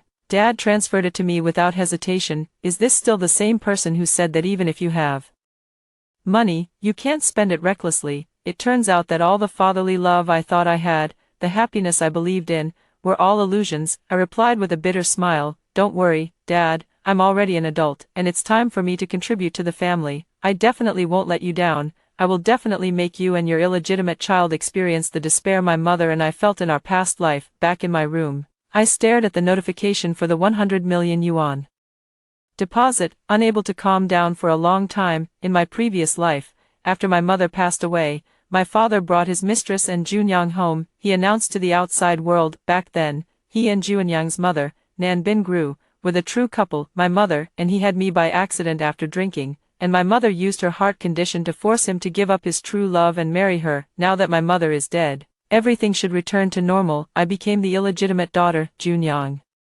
often insinuates on social media that I have improper conduct and harbor inappropriate feelings for him, my own brother. I am subjected to insults, labeled with all sorts of tags, and whenever I go out, people throw eggs at me. A photo of me, disheveled and lying on Junyoung, was circulated. I was thrown out of the house. My father said I was shameless and had no sense of decency, that I had actually seduced my own brother. I didn't deserve to spend his money, so he took away all my cards and cash, leaving me penniless and with nowhere to go. That night, Junyoung brought a group of men in black who broke my legs and threw me to the beggars. I died with hatred in my heart. Linger, Mom's gentle voice came from the doorway. She stood at the entrance. May I come in? Mom was always so gentle and considerate. Seeing Mom's tenderness, the tears I had held back all night finally spilled uncontrollably. Seeing me shed tears, my mother anxiously walked in and hugged me. My dear, what's wrong? On such a beautiful day as your 18th birthday, why are you dropping golden tears? Tell me what's troubling you. I nestled into her chest, sobbing. Mom, I just realized I've suddenly grown up, and it makes me a little sad. What's there to be sad about? In my eyes, you'll always be a child. You can always act spoiled with me, and you can always come to me for anything. Don't worry about feeling embarrassed to turn to me just because you're an adult. My mother's voice was as gentle as ever. I hugged her and said, Mom, I'll help you find a heart donor, so you can stay with me forever, okay? She patted my back gently, just like when she used to soothe me to sleep as a child. Silly child, your father hasn't found a match in all these years. How could it be so easy to find a suitable heart donor? Hearing this, I began to sob uncontrollably. I wanted so badly to tell my mother that a heart donor had actually been found when I was very young. Junyoung told me. His mother didn't want my mother to live long, so she made my father give the donor heart to someone else. After that, they never looked for another donor again. My father promised them that the first half of his life would be for us, and the second half, after my mother passed away, he would stay with them, treat everyone equally. Junyoung said those things when he became the best actor just to infuriate my mother, so that their family could reunite sooner. Dad couldn't wait for my mother to die naturally. I didn't continue this topic, afraid that if I said too much, my mother would tell my father and they would notice something unusual. I could search for a heart donor for my mother privately on my own. I spent a fortune to secretly hire someone to find a suitable heart source for me, then registered a company. There are just over 2 months left before starting university, and I plan to sign Junyoung before the winter break. In this life, I want to keep him under my control. My assistant quickly arranged a meeting with Junyoung. No doubt my father had given him a heads up. In the coffee shop, we sat facing each other. When he saw the dress I was wearing, the muscles on his face twitched uncontrollably. This beautiful dress was a limited edition from an international luxury brand, with only one piece sold in each country, and it was Junyoung's favorite brand. I bought it specifically to see him. Seeing his reaction, I knew his beliefs were beginning to waver. He knew that everything he had heard about how Dad treated me was just hearsay. How is it in reality? I can weave him a version where Dad loves me to the bone, making it stick in his throat, keeping him awake all night, making him fear being abandoned by Dad, unable to eat or sleep in peace. He is an illegitimate child who cannot see the light of day. I stir my coffee cup, my newly done manicure sparkling brightly. My assistant takes out the drafted contract. These are the terms offered by our company. Please review. He didn't bring his agent, only a rather dull-witted little assistant, who clumsily flipped through the contract. According to the contract, our company will cover all of Mr. Junyoung's penalty fees. During the period when Mr. Junyoung signs the contract with us, our company will provide him with a top-tier standalone villa, arrange a dedicated housekeeper to take care of his meals and accommodation, and ensure that all his living, dining, and transportation needs are met with the highest standard of arrangements. Compensation will be settled on a project basis, with payment issued on the 10th of the second month following the completion of each project. The split is 60% for Junyoung and 40% for the company. During the contract period, we hope to maintain a certain image in the public eye. If Junyoung causes losses to the company due to personal issues, the company will not pay any compensation and will use it to cover all economic losses incurred. The assistant finished summarizing the contract and looked at the still somewhat stunned junior assistant. Junyoung was just a minor, barely known celebrity. For someone like him to receive such a contract, she felt overwhelmed. She carefully read through the contract again and again, trying to spot any hidden clauses. After searching for a long time, she looked at Junyoung and said, "The contract is fine, and the terms are quite good." When she said, "quite good," I saw her swallow hard. Big celebrity agencies don't provide accommodation, but our company not only provides it, but also offers the most luxurious villa. I even wrote the villa's address in the contract. This was something I specifically asked my dear Dad for 3 billion to buy yesterday. I said I wanted to buy a villa for Junyoung to live in, to enhance her sense of belonging and image. I was quite vague in my explanation. Dad thought it was going to be registered under Junyoung's name, so he gave it to me without hesitation. But throughout the whole process, I only said I bought it for him to live in. I never mentioned transferring the ownership to him. In my previous life, the villa was indeed registered under Junyoung's name. Dad justified it as a convenient way to promote the property, a means to retain a future top-tier talent like Junyoung by giving him a house, and a rational way to transfer assets to him. Junyoung looked at the villa's name and address on the contract, a flicker of envy crossing his handsome face. I spoke up at just the right moment. "This is my dad's 18th birthday gift to me. I hope Mr. Junyoung enjoys living here." I laughed carelessly, like a little princess who knew nothing of the world. My dad said he'd give me anything I wanted. I didn't know what to buy, so I bought this villa. These words were originally spoken by Junyoung in my past life. Now, he still has nothing. Dad was thinking of giving him the family assets under more reasonable pretexts, like offering a villa as an employee benefit or paying him a high endorsement fee, so that Junyoung's acquisition of assets wouldn't be criticized.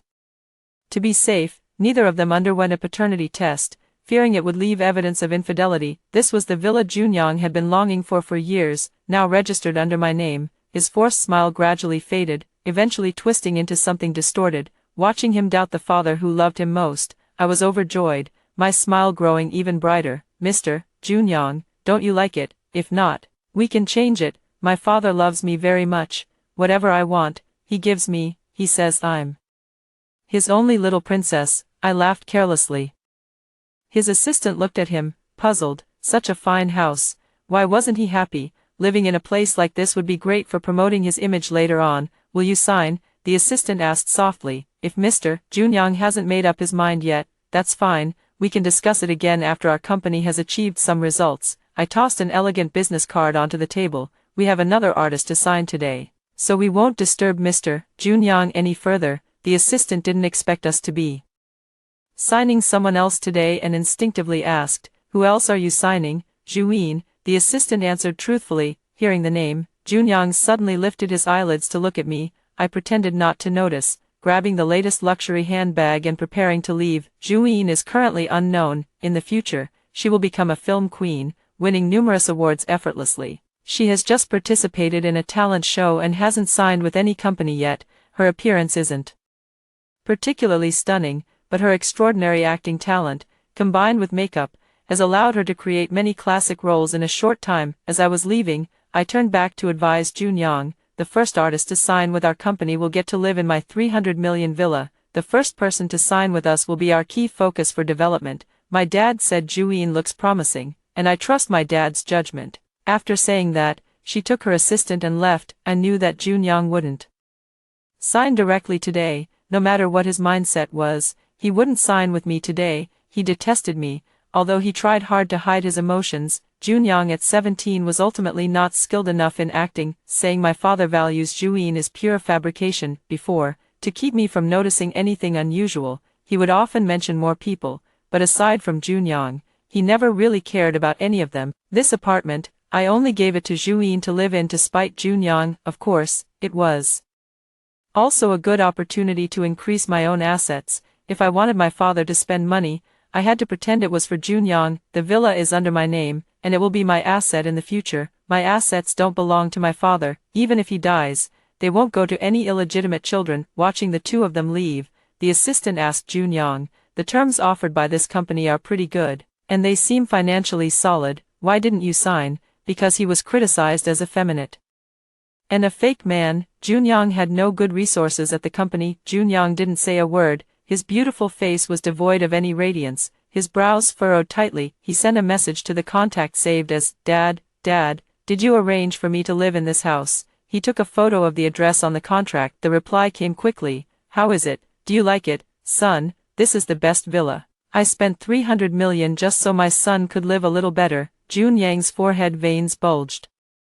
On the verge of an angry outburst, letting him live in a house under another woman's name, wasn't that just humiliating him? Remembering what Chu Jiangwen had said, that he would wait until they were officially father and son before giving him anything, he held back. For the first time, he began to doubt his father's love. His father had said that the daughter in the family hadn't cost any money, that all the money was saved for him, and that from childhood to adulthood, he was the only one who had ever spent a dime. Chu Ling's outfit today cost several million, a villa worth 3 billion, and she also has a company. He didn't dare to think about it. If this isn't love, then what is? Thinking about the 3 billion given to Chu Ling, he couldn't help but want to give her a beating, and when he thought of Chu Ling's radiant smile, it felt even more glaring to him. She's really too much of an eyesore. Another message came through over there. Son, have you signed yet? I've always wanted to start a company to promote you, but I never found the right way. Now, using Chu Ling's name, I can invest money without anyone noticing anything unusual.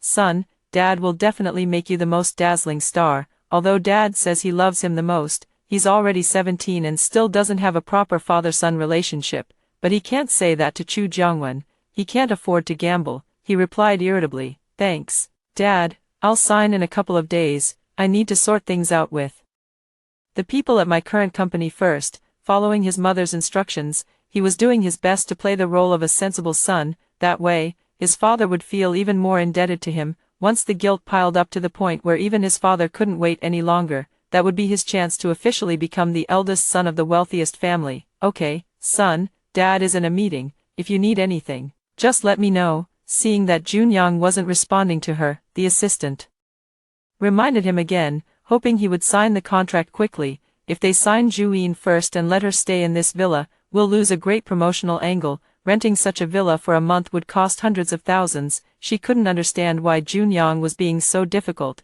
She won't let her stay there. This house was bought for him. Junyoung is very confident. Ju-in's contract is the same as Junyoung's, add one clause. Ju-in will be paid a monthly salary of 100,000. With a contract term of 15 years, Ju-in thinks she's getting a good deal, but in reality, I'm the one making a killing. In her previous life, she could have bought her own luxury home in at most 2 years. Really, Ju-in was overjoyed. Recently, she had been participating in a variety show, and there had been a lot of discussion about her appearance. Many said that if only she were a bit prettier, she would have a better chance. She had talent in performance, but with her current looks, it was truly difficult for her to become a big hit. Very few were willing to sign her, and even fewer offered favorable terms. This contract was something she wouldn't have dared to dream of. Are you going to sign? The assistant wasn't sure why I was so determined to sign Ju-in, but before I came, I had given her a strict order. We must sign her today.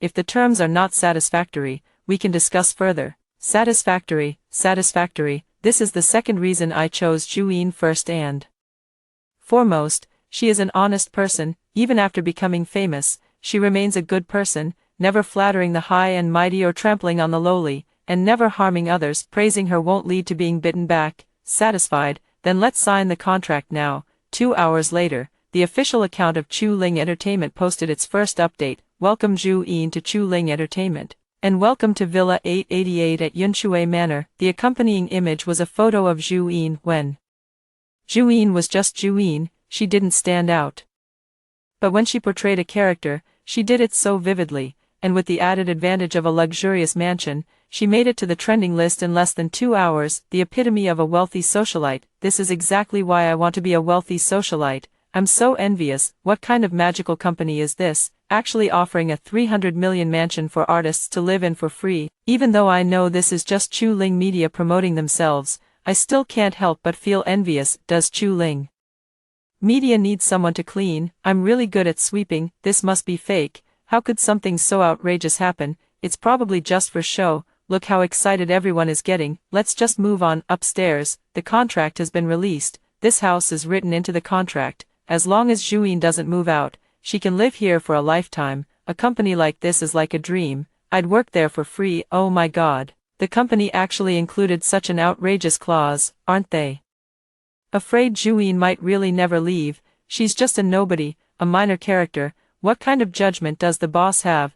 If she can become famous, I could be a film queen. I lay on the sofa in the courtyard, lazily basking in the sun while reading the comments. Half an hour ago, because of this set of photos, Ju-in received an audition opportunity from the most demanding director in the industry. In my previous life, it took the director half a year to finally decide on Ju-in. This time, I made sure the director saw Ju-in earlier. He personally called, insisting that Ju-in must go for an audition. His excitement was impossible to hide, evident in every word he spoke. On my phone, I finally received the call from my father. I pinched myself hard, gathered my emotions, and answered the video call. His furious voice came through. Linger, didn't you say the house was for Junyoung to live in? Why is that Ju-in person staying there? He wanted to say something more, but my tears began to fall, drop by drop, accompanied by sobs, making my words come out broken and disjointed. Dad, Junyoung won't sign it. I thought such a nice house shouldn't go to waste, so I gave it to Ju-in.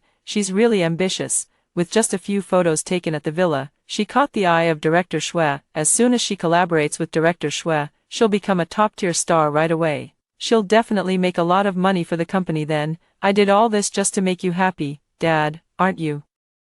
Happy? Can he say he's not happy? Of course not. Wouldn't that ruin the persona he's built up all these years? Even those who don't follow the entertainment industry know how formidable Director Shue is, and because of Junyoung, he understands the weight that the name, Director Shue, carries. He has always wanted to connect Junyoung with Director Shue, but unfortunately, Director Shue doesn't lack money, so his money power doesn't work. As he weighed his thoughts, I continued, Dad, the contract has already been posted online. This house can only be for Ju-in to live in now. You said before that she was very promising and had a bright future. Have you forgotten, Dad? Dad's judgment is truly remarkable. With such good judgment from Dad, if Junyoung were willing to sign, he must have great potential too. Hearing my flattery, the corners of Dad's mouth lifted. He thought I had signed Juin because of him. Feeling that everything was back under his control, and his expression improved. Significantly, if Junyoung signs the contract, then get him a villa as well. After a moment's thought, he added, they're both artists under the company, we can't show favoritism. His attempt to cover up the obvious was just ridiculous, but of course I'd play along. It was exactly what I had planned anyway. Alright, whatever you say, Dad. If Junyoung agrees, how about we buy the one next to 888, number 666? He agreed without a second thought. In his previous life, he meticulously used the company's name to buy a house for his illegitimate child. Now that he can't do it directly, he's still quite happy to let his illegitimate child live in a nice house. In his eyes, I am just his obedient, well-behaved daughter. Everything I have now, he can easily take back later and give to his son. The next day, Junyoung's assistant called, asking my assistant to go over and help them handle the breach of contract penalty. I went along to watch the show. Last night, Dad transferred another 5 billion to me. No, 666 only had a little over 2 billion, so I told him I wanted to buy some antiques for Junyoung to make the house look more luxurious. Since antiques are very expensive, he gave it to me without hesitation. He's really generous when it comes to his own son. I had people find a batch of high-quality replicas overnight and placed them in the villa. I also bought the genuine items and sent the invoices and photos of the real antiques to my dad. He can't openly go to the villa to check their authenticity, and Junyoung doesn't have the ability to identify antiques. I'm not worried they can tell it's fake. I immediately sold the items and deposited the money into a newly opened bank account under my name. When I saw Junyoung, he had lost the arrogance from his previous life, with dark circles under his eyes. Clearly, he hadn't been sleeping well today. I wore another limited edition dress and carried a new limited edition bag, head to toe in Junyoung's favorite brands. Watching his brows furrow so tightly they could crush a fly, I asked with a smile, still haven't made up your mind? You can sign with Chu Ling Entertainment after you've decided. As long as my father is around, we won't go bankrupt. I deliberately named the company after myself, just to disgust him. As a bastard, he has to live under the shadow of me, the legitimate child. How suffocating that must be. The love he once believed in is beginning to crumble, and he is no longer so certain whether his father truly loves him. In this day and age, very few people still favor sons over daughters. Perhaps his father was just putting on an act in front of him, all to avoid disrupting his original family. He hasn't made a name for himself yet, and his mother has never worked a day in her life. They still rely on my father, so until he can stand on his own, he wouldn't dare test his father. My father's affection for my mother is in the sunlight. For them, only the dark corners exist. Watching the change in his expression, I felt quite pleased and took out the chocolates that had been airshipped over, starting to eat them. This, too, was proof of the love my father gave me. He said he had never eaten them before, so I could eat as much as I wanted. Watching his face gradually turn pale, I handed him a piece of chocolate. Are you hypoglycemic? Why is your face so pale? My dad specially airmailed this from abroad for me. It's really helpful for low blood sugar, although I don't have hypoglycemia. My dad still wants to give me the best. I spoke very naturally. As if treating him like a complete stranger, he held the chocolate, not even realizing he had crushed it in his hand. While his heart ached, mine was no less tormented. My dad had indeed never bought me this kind of chocolate before. This chocolate required special customization, and I had ordered it myself only after being reborn. When the contract was signed, Junyoung looked as if all his vitality had been drained. The assistant brought a photographer to take a set of photos of Junyoung, which were then sent to Chu Ling Entertainment as usual. Junyoung's photos were stunning, but what drew more attention was the fact that Chu Ling Entertainment actually provided each artist with a private villa. Previously, when Juin received one, people thought it was just a gimmick, but with 2 artists now, it seemed almost unbelievable. My identity was exposed, and when everyone found out I was the only daughter of the wealthiest man, doted on by him, they all said, let's just drop it. I used the official account of Chu Ling Entertainment, especially like the comment about the only daughter most doted on by the wealthiest man, and pinned a reply, thank you, Mom and Dad, for doting on me all these years. I will definitely make Chu Ling Entertainment bigger and stronger. At the same time, I tagged my dad's company and my parents' personal accounts. I want everyone in the world to know that Chu Jiangwen has only one daughter and only my mom as his wife. This wave of advertising also had a direct impact on my dad's company, with the stock price soaring, so, after learning what I had done, he only tactfully suggested that I shouldn't be so high profile in the future. Daddy, I love you, and I want everyone to know I love you, to let everyone know you're the best dad. It's only when the illegitimate child is exposed later that it becomes truly explosive. Isn't everything great now? Daddy's company stock is rising, and your daughter can finally help you, no longer a burden. I'm so happy. I built him up so high he couldn't refute me. You're my only daughter. Who else would I love if not you? I know Daddy is the best. Juyin has already passed the audition and joined director Shue's crew. She'll soon rise to even greater heights. Today, the champion of the most beautiful voice, Plum Blossom, wants to join us. She is a highly valuable singer, and she's drawn to our current momentum and the fact that the company's financial backer is Dad. Should we sign her? If we sign her, we'll have to buy a house. As he said himself, we can't show favoritism. Dad's smile froze on his face. I sniffled, looking on the verge of tears. Dad, it's fine, I'll just tell her that my dad is temporarily facing financial difficulties, and we can collaborate in the future. My dad is a man who values his reputation. As the richest man, how could he be said to have financial difficulties? Dad, don't worry about it. I'm already content with having two promising stars with limitless futures. I can always find new artists once I make more money. Even as she said this, tears threatened to fall. It's such a shame about Plum Blossom. She's such a talented singer. She only felt at ease with me because I'm a female boss. The person in the video sighed and eventually transferred $3 billion to me. Getting money from a celebrity to buy a house is no longer an option, so I seized the moment and said, Dad, for the sake of convenience at work, I'd also like to buy a house here.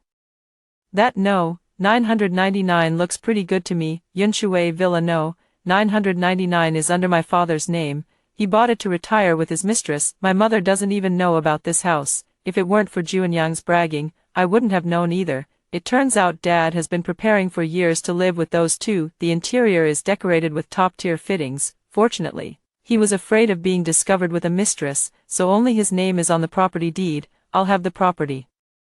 Management inquired tomorrow whether the owner of that apartment is willing to sell. The security guard said that after the unit was purchased, handed over, and renovated, it has been left vacant for 10 years without anyone living in it. Watching his expression grow increasingly unpleasant, I pressed on. The security guard mentioned that the owner is likely living abroad, otherwise, they wouldn't have been absent for 10 whole years. Dad, you could gift me a place of my own to live in, right?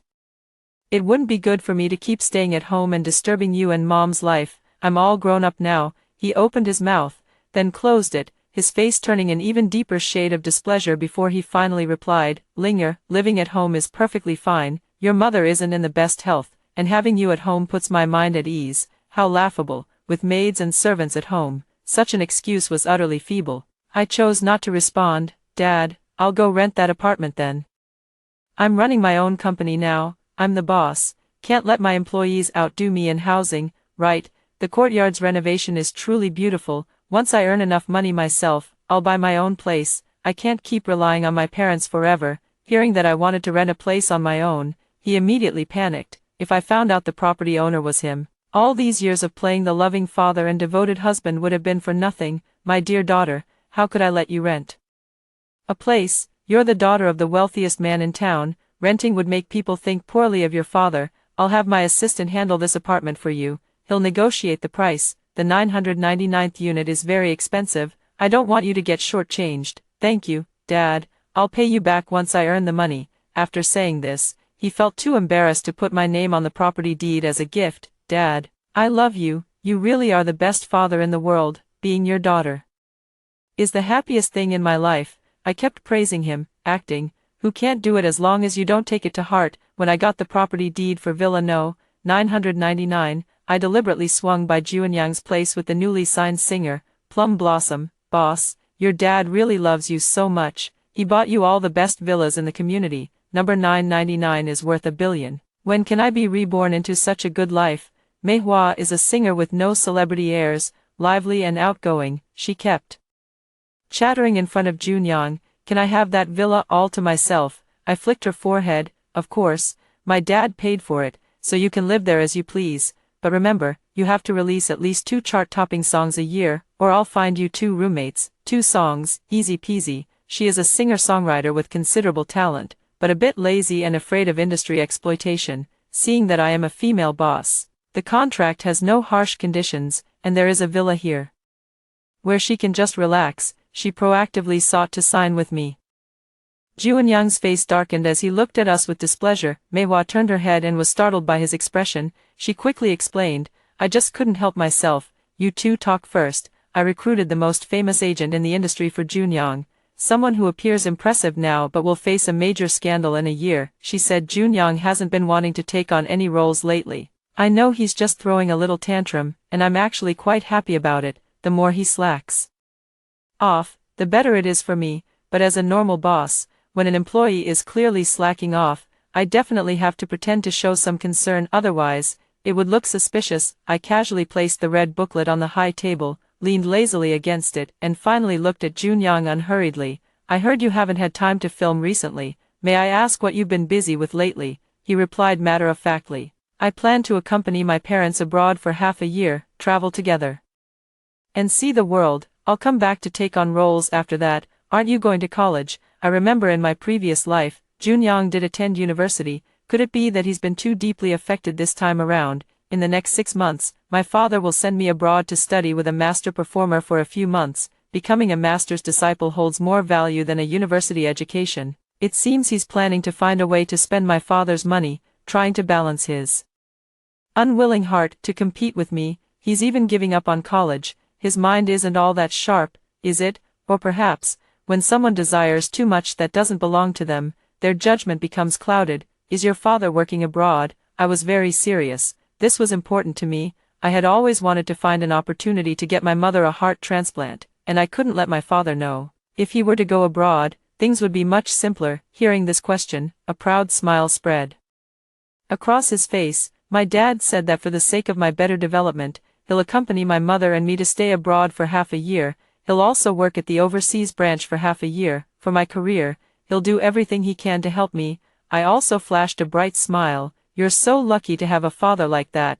There's no rush on my end. You can study abroad for 1 or 2 years, no problem. Study hard. And when you come back, I'll find you a great script that will make you soar to the sky, and then come crashing back down. He didn't see any jealousy in my eyes, and a flash of hatred crossed his face. To pretend I didn't know his identity, I generously offered, if you want to take on roles abroad, the company can arrange it. I'll send a few people overseas to provide you with close, personal service. He definitely wouldn't agree.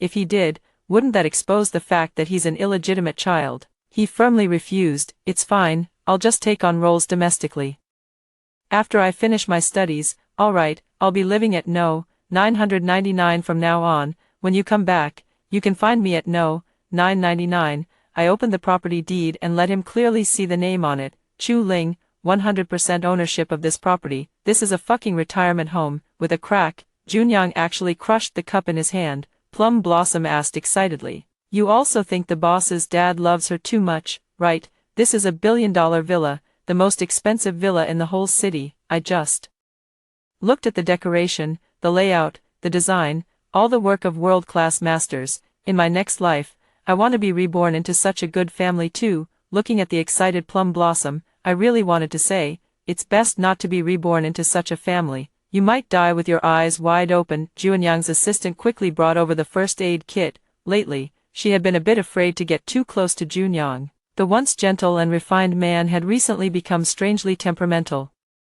Frighteningly so. She kept a wide distance between herself and Juanyang as she cleaned and bandaged his wound. The play was over, and I left with Plum Blossom. When I returned home in the evening, Dad was sitting on the sofa. He looked at me as if he wanted to say something but held back. I knew Juanyang must have said something to him again, and maybe even the mistress had spoken to him too, but what could he do? He could only swallow his broken teeth and keep it all inside. Mom was busy in the kitchen with the auntie, both of them chatting and laughing. Hearing Mom's laughter, I truly wished she would never have to know the truth, but if Juanyang wants to rise to power, it's impossible for him not to know. The top priority now is to find a suitable heart source for my mother. I increased the reward on my phone, expanding the search for a heart source from domestic to international, as long as it's suitable. It doesn't matter which country the donor is from, the antiques I've been reselling have also brought me close to 300 million, finding a suitable heart for my mother and covering her rehabilitation will be more than enough. During the meal, Dad, who usually served Mom food, kept his head down and ate in silence, hesitating several times as if wanting to speak. Just as Mom was about to clear the dishes, he finally spoke. There's been some trouble at the overseas branch recently. I need to go abroad for 6 months to a year to resolve it. Hearing his words, Mom showed no displeasure. She smiled gently and replied, "Go ahead, I'll take care of things at home." Linger has grown up now. She's about to start university and plans to open her own company, so she'll be busy too. Mom's gentle understanding brought a flicker of guilt to Dad's face, though it lasted only a second. I lowered my head to drink water, hearing Dad ask me, "What about Linger? If you don't want Dad to leave, we can forget about the overseas branch. My precious daughter is still the most important." Even though he had already made arrangements with them, he was still pretending here. I raised a smile and said, "Dad, your career is the most important." Mom was right. I'm very busy now too. Even if you were home, I might not come back much. It's so hard to build up an overseas company. We definitely can't give up on it. I'll wait for you to come back in Haicheng. The next day, Dad left with his luggage. That same day, I saw Juanyang's photo of a plane ticket on his social media account. It was the same flight as my dad's. I was surprised they didn't even take separate flights. I pretended not to notice the corner of Juanyang's photo, where Dad's hand was pushing a suitcase. Although it was heartbreaking, I had already experienced even greater sorrow in my previous life, so this time I could face it calmly. Money makes things easier. On the third day after my scumbag dad left, I received news of a suitable heart donor. Should have been overjoyed. What a coincidence. The person is in the same country where my scumbag dad and his mistress are. If we run into my scumbag dad, his mistress, and their family of 3, wouldn't Mom be in great danger? I paced around the living room, unable to make up my mind. Mom came and sat down behind me. "Linger, you've been pacing for almost an hour. Is something wrong?" "Mom, I've found a suitable heart donor, but unfortunately, the person is in country W. I'm thinking about whether to take you there for the surgery. Your health might not be able to handle the long journey." Mom let out a sigh. "Child, have you found out something?" The phone in my hand nearly slipped to the floor. After a moment of fumbling, I managed to steady it. "Mom, what are you talking about? What do I know? It's not because of the exhausting journey, but because your father is in country W, isn't it?" My mind went completely blank. "Mom, you mean, you know."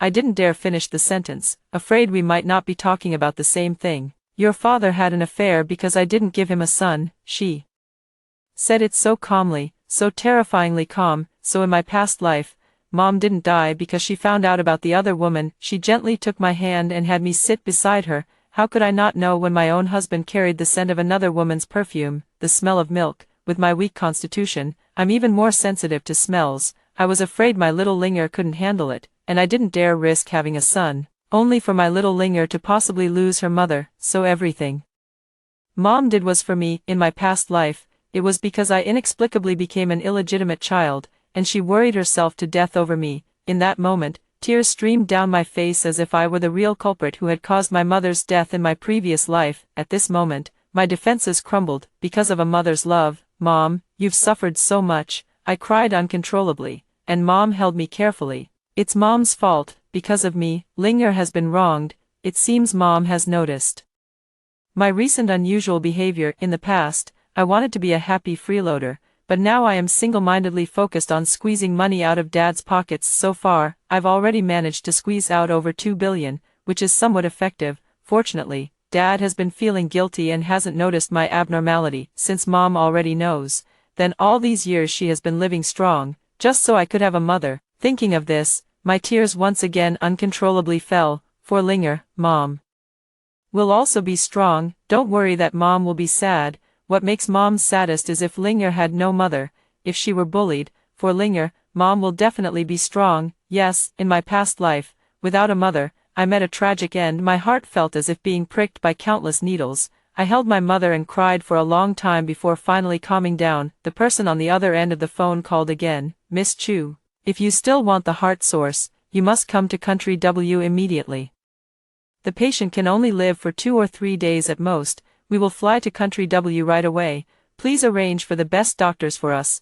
Money is no object for the patient had 4 children and, thinking of securing the greatest benefits for them before passing away, decided to donate everything that could be donated. The laws of Country W have a humanitarian provision. If a patient is truly beyond cure and nearing death, and the family is in dire financial straits, they can sign an agreement with a legitimate hospital to donate their body. In return, the family receives a corresponding subsidy, ensuring that surviving family members, such as children, have the means to grow up smoothly. The subsidy is provided by the beneficiary, and all procedures must be formalized through signed documents and follow legal processes. Whether due to the physical condition of the other party or the legal requirements, both my mother and I need to go to Country W in person to complete the formalities. Worried about my mother's health, I arranged for 2 doctors to accompany us, bringing ample medication and medical equipment to handle any emergencies.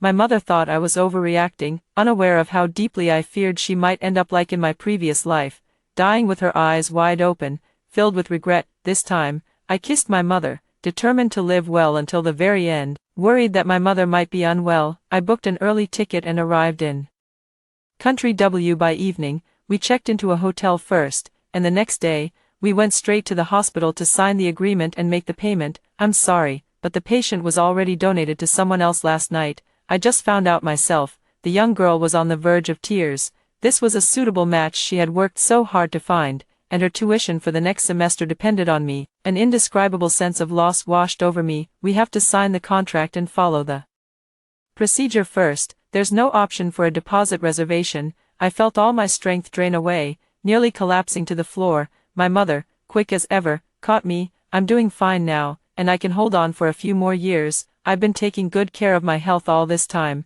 My mother's comforting words only made me feel worse. If my father hadn't had an affair or a secret child, she wouldn't have had to suffer so much over the years. Just as I was wondering what to do next, the young girl muttered a complaint. How despicable, using a real heart for a performance class. Shouldn't they use a simulated one instead? It's just sick, competing with patients for something like this, turning a matter of life and death into a game, all because they have a bit of money. How outrageous. The little girl clenched her fists tightly. Anger spilled over from my face. My entire body turned ice cold. I tilted my head to look at Mom. If she knew Dad had been unfaithful long ago, then she might also know that Junyoung was the illegitimate child. Thinking about how I had been discussing the illegitimate child with Dad all this time, how much pain Mom must have been in, a wave of immense regret surged within me. Surprisingly, Mom remained extraordinarily calm, not even a single frown on her brow. My heart ached, and at the same time, I felt utterly hopeless. During the times I thought were happy,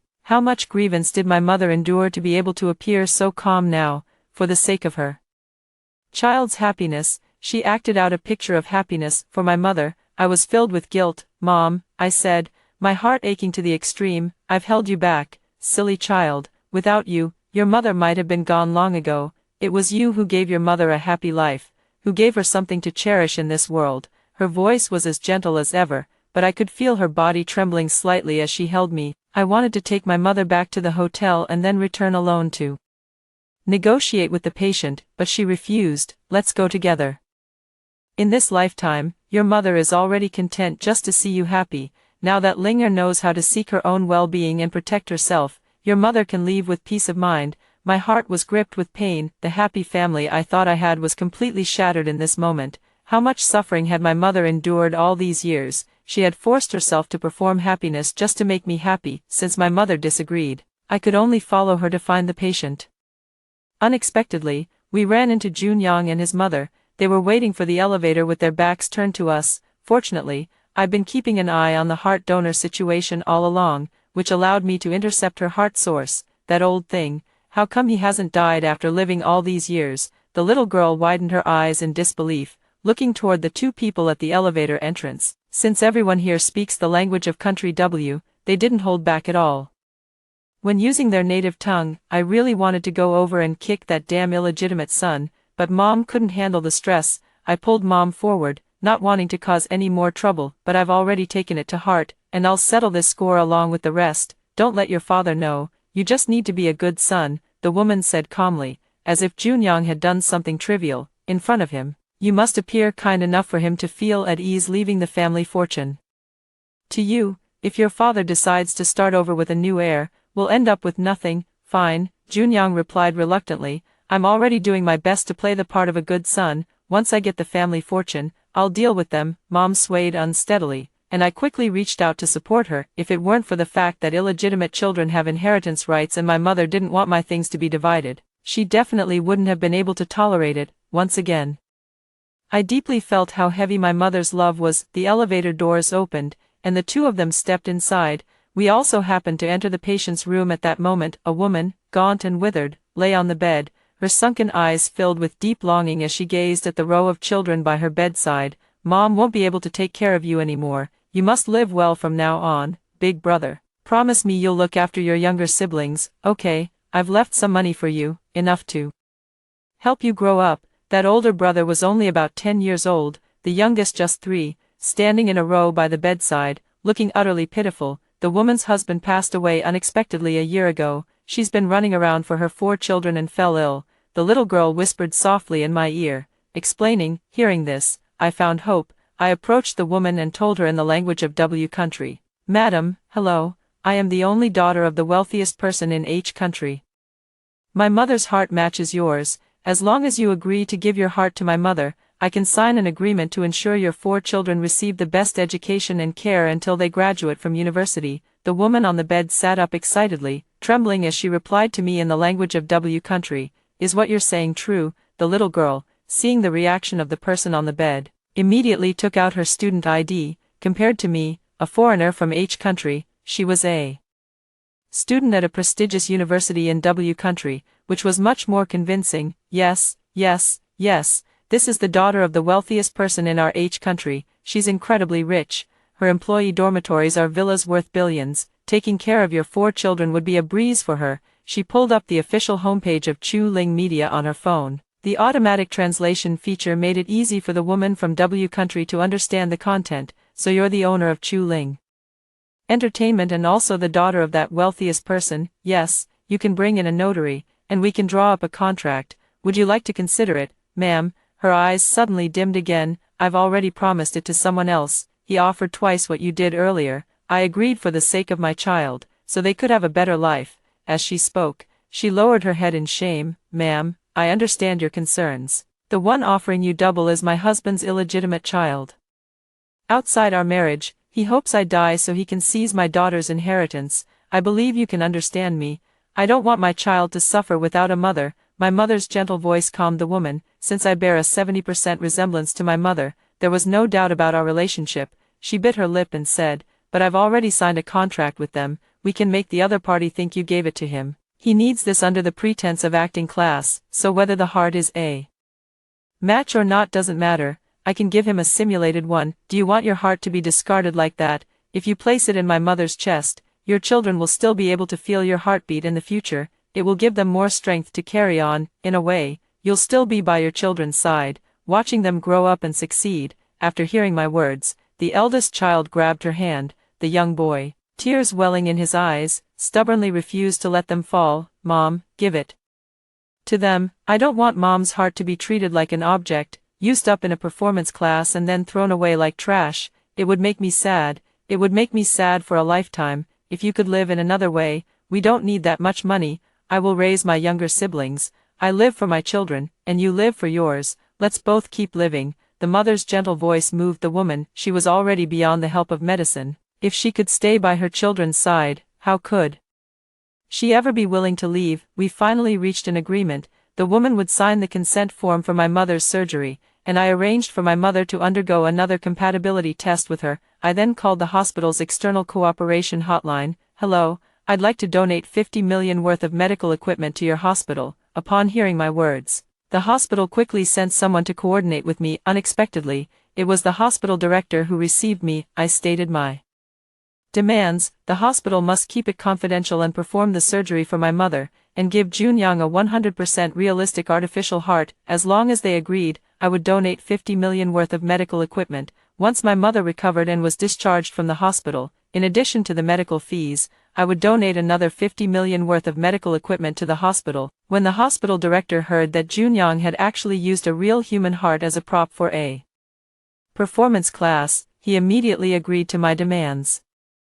He scolded the staff below, but they had only approved the application because the 4 children were truly pitiful and the woman had volunteered. I instructed the director to keep everything confidential. This matter must not be leaked to anyone before I can drain Dad's assets. I can't let him know that Mom is having surgery, otherwise, Mom would be in great danger. They currently assume Mom is going to die. If they find out she won't die after all, there's no telling what they might do. The hospital respected our request, which wasn't unusual. Protecting patient privacy is part of their duty, so everything went smoothly, and the tissue match between Mom and the woman was also very good. Mom was assigned to a top-floor VIP ward with excellent privacy, and the surgery was very successful. The children stayed by Mom's side the whole time, looking at her as if she were their own mother. From now on, you are my children. She gathered them all into her arms, tears streamed down her cheeks.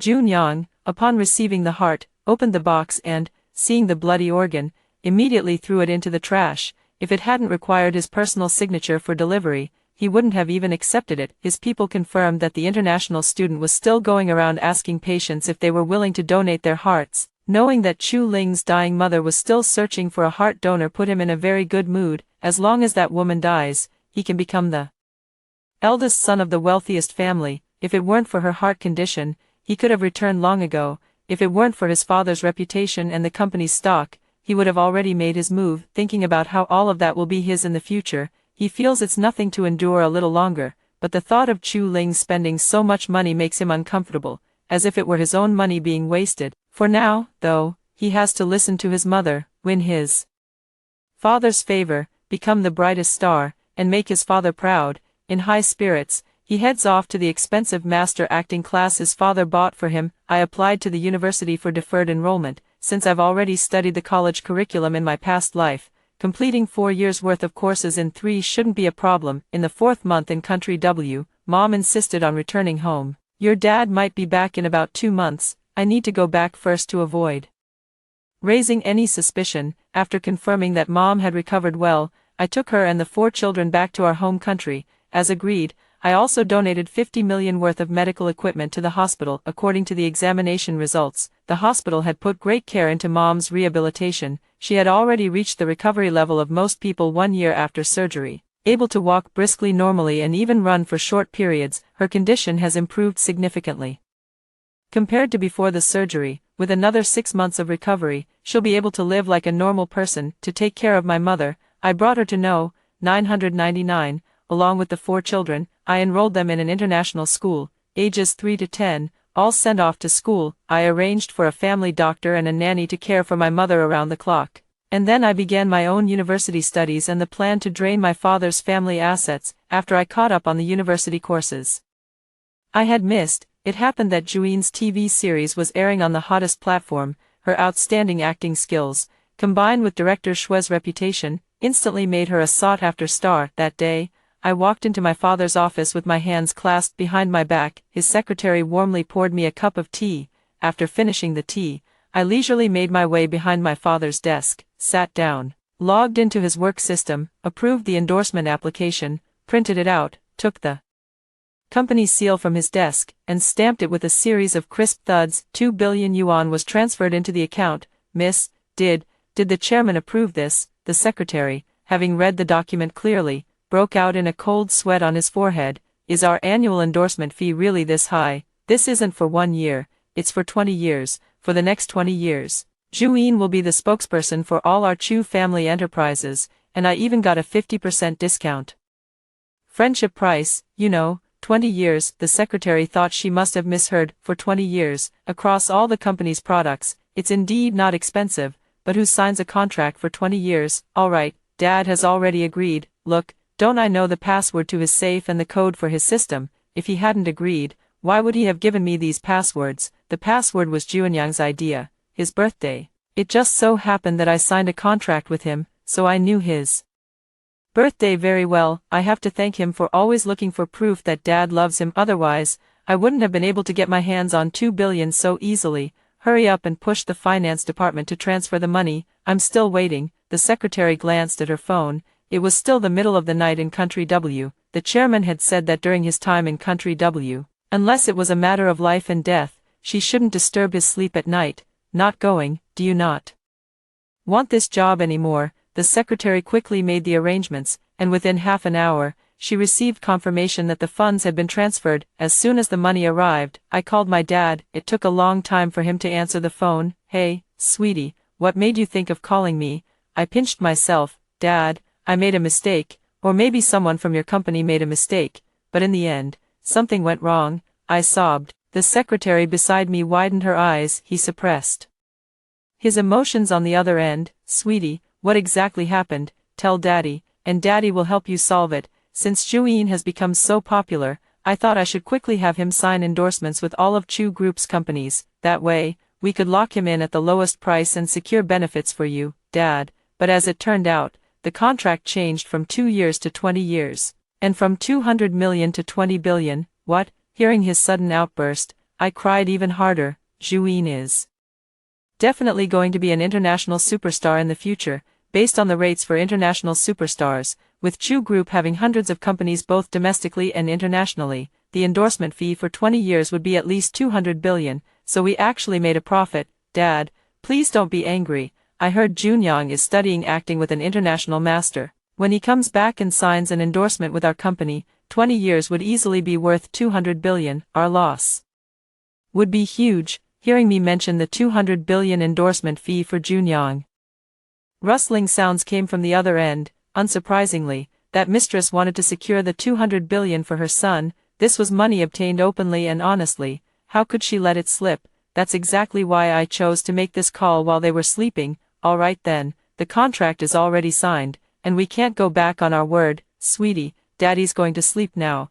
They hung up the phone eagerly, and before the call ended, I heard some indescribable sounds. The secretary first covered her mouth, then her ears. "Miss, I didn't hear anything. Smart people sure make things easy. That settles it then. I'll be off now. If you have any good opportunities, feel free to reach out. My commission starts at 500,000. Just as I was about to step out of the office, he said, "All right, miss, from now on, I'm your dog. Just tell me who to bite, and I'll bite them." His words made me suspect he wanted to bite Junyang. I never thought my father was a fool. He just believed I was under his control, that what was mine was his. In my previous life, he always wanted to give his illegitimate child a rightful share of the assets, handing over tens of billions to Junyang in the name of endorsement fees. I simply helped him do what he wanted, so that his illegitimate child could openly receive the endorsement fees. In the end, he had no choice but to acknowledge Juin's endorsement fees, but she didn't know. I was no longer someone he could control, and I had no intention of giving his illegitimate child a single cent. The endorsement I signed is listed as a Chu Ling media artist, without specifying who exactly. I just let them assume it was Junyang. For instance, this time, I'll have Juin endorse all of the Chu family's products, big and small. I'll make them think what I said aligns with their understanding, then, I'll let them walk right into my trap. Back at the company, I signed a 1-year endorsement deal with Juin and gave her 60 million. After receiving the money, Juin hugged and kissed me for a long time, making me feel full of happiness. As expected, Junyang will be back soon, for the 200 billion I mentioned, and to prevent me from continuing to grow stronger. They won't stay away for long, they'll return as soon as they've successfully gilded themselves. They came back even faster than I thought. My father showed up at my villa the very next day. "Sweetie, let's go ahead and sign that endorsement deal for Junyang that you mentioned. It's most cost-effective for us to do it before he becomes famous." Mom finished arranging the flowers and said gently to us, "If you two need to discuss work, I'll go out for some exercise first." I had already discussed my plan with Mom, and she had no objections.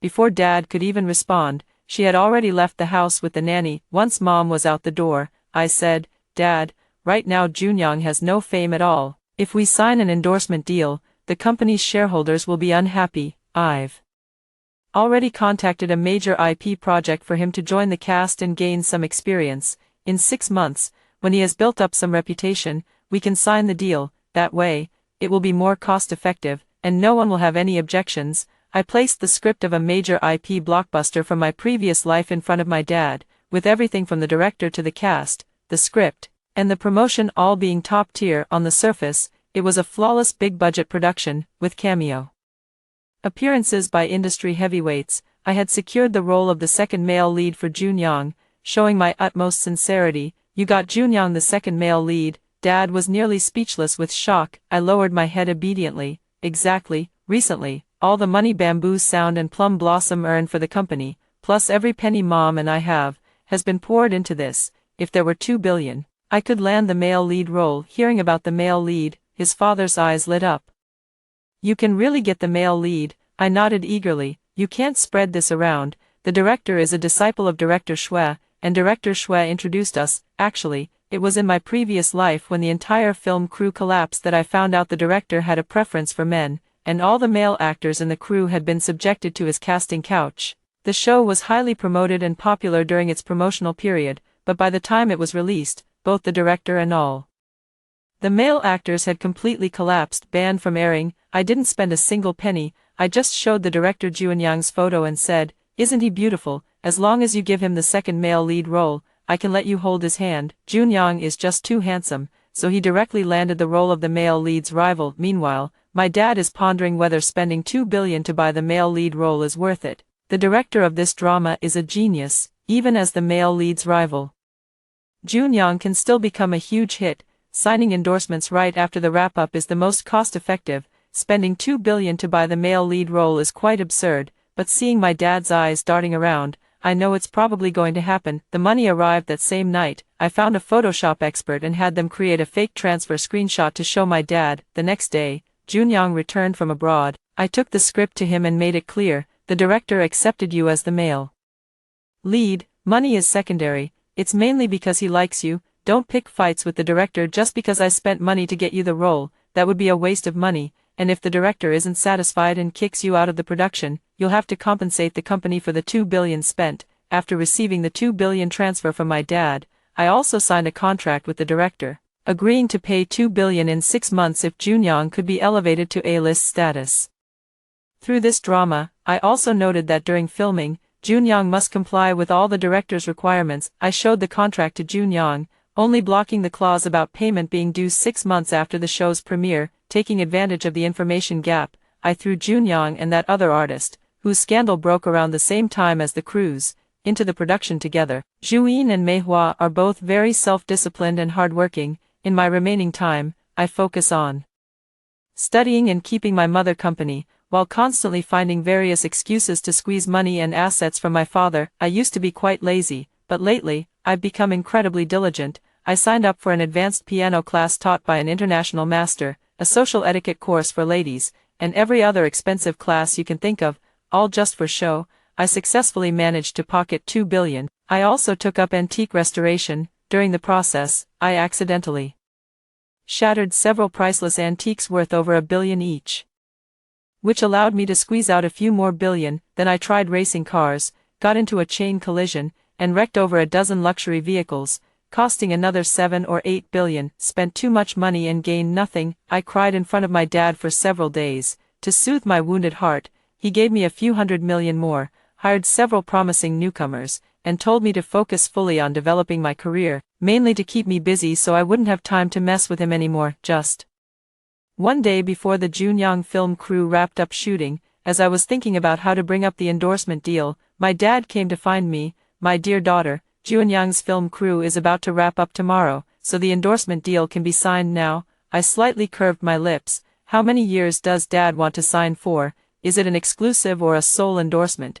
Have you discussed it with Junyang? What's his opinion? After speaking, I added, I'll call him and his agent over now to discuss it together. It's already been discussed. A lifetime exclusive endorsement. I rolled my eyes inwardly. Lifetime contract. How eager he was to throw money at his illegitimate child. Too bad it's all mine now. Alright, whatever Dad has arranged is fine. I'll follow your lead completely. I didn't even ask for the exact amount, just had my assistant and Dad's secretary fill out the contract. When I saw the final figure, I was stunned. 30 billion. Ever since my rebirth, I've worked tirelessly for a whole year, performing day in and day out, just to accumulate a little over 6 billion in assets. Yet, in the blink of an eye, he's ready to hand over 30 billion to Junyang. Is he planning to give Junyang all of his liquid assets? Unfortunately for him, his secretary is now on my side and didn't inform him that Junyang's name wasn't on the contract. That very night, Junyang showed up at my villa, wanting to ask me about the endorsement deal. My mother turned him away,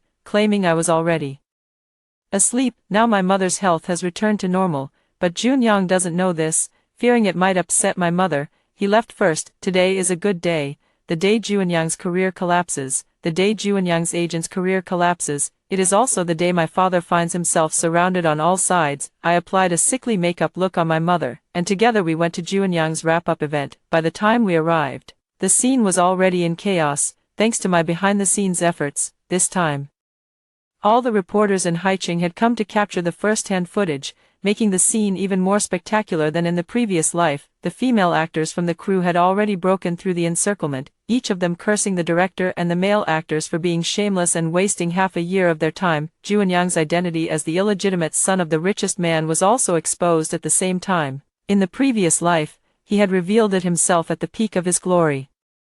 But in this life, he was exposed in the midst of his disgrace. #richestman's illegitimate son likes men trended on social media. This time, I released the videos of Juanyang and my father from their childhood. Mom immediately pretended to faint and was photographed by a large number of reporters. I drove her to the hospital and doctor she had arranged in advance. #richest man's first wife hospitalized due to heart attack after husband's affair.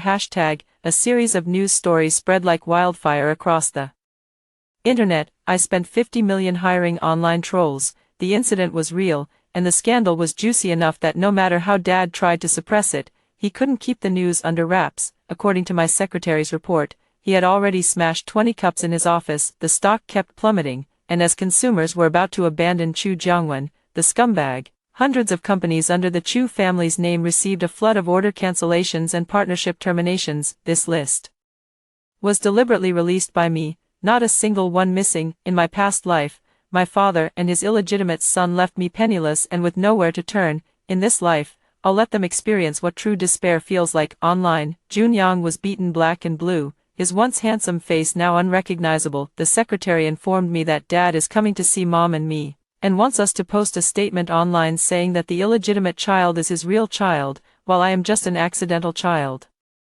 With Mom, he married Mom only because she has a heart condition. He really dares to think, planning to sacrifice Mom to save himself. If Mom were unaware and her heart condition hadn't improved, she would be furious to death at this moment. This should be the outcome he deserves. He still intends to sacrifice me and Mom to fulfill his selfish desires. I had Mom pretend to be unconscious in bed. When Dad arrived at the hospital room, I started the live stream. "Sweetie, is your mom still not awake?"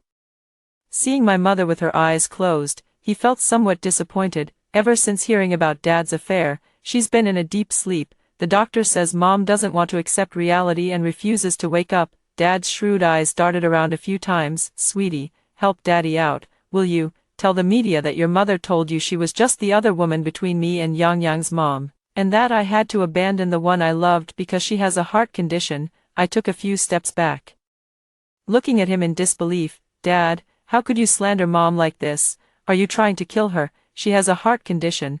If she finds out how you've treated her, it could kill her." By the end, I was practically shouting, unleashing the resentment and bitterness from my past life all at once. Why, even though Juanyang has already collapsed and rotted away, he still insists on protecting his illegitimate child and mistress. He could have resolved this with a completely different story, that he was drugged, the mistress got pregnant, and for the sake of the company, he had no choice but to play along. He could have claimed he never gave them any family assets, only provided for their basic needs. That version would have been far more convincing and would have done much more to salvage his company's reputation, yet he still chose to sacrifice me and my mother. Just like in the previous life, a worthless son is still better than a daughter. I was utterly disappointed. If he hadn't sacrificed us this time, I might have considered giving him some money. Now, that thought is completely gone. "Dad, you should go back. I can't bring myself to say such things. You were the one who sought a mistress outside to have a son. So how did it become Mom who interfered?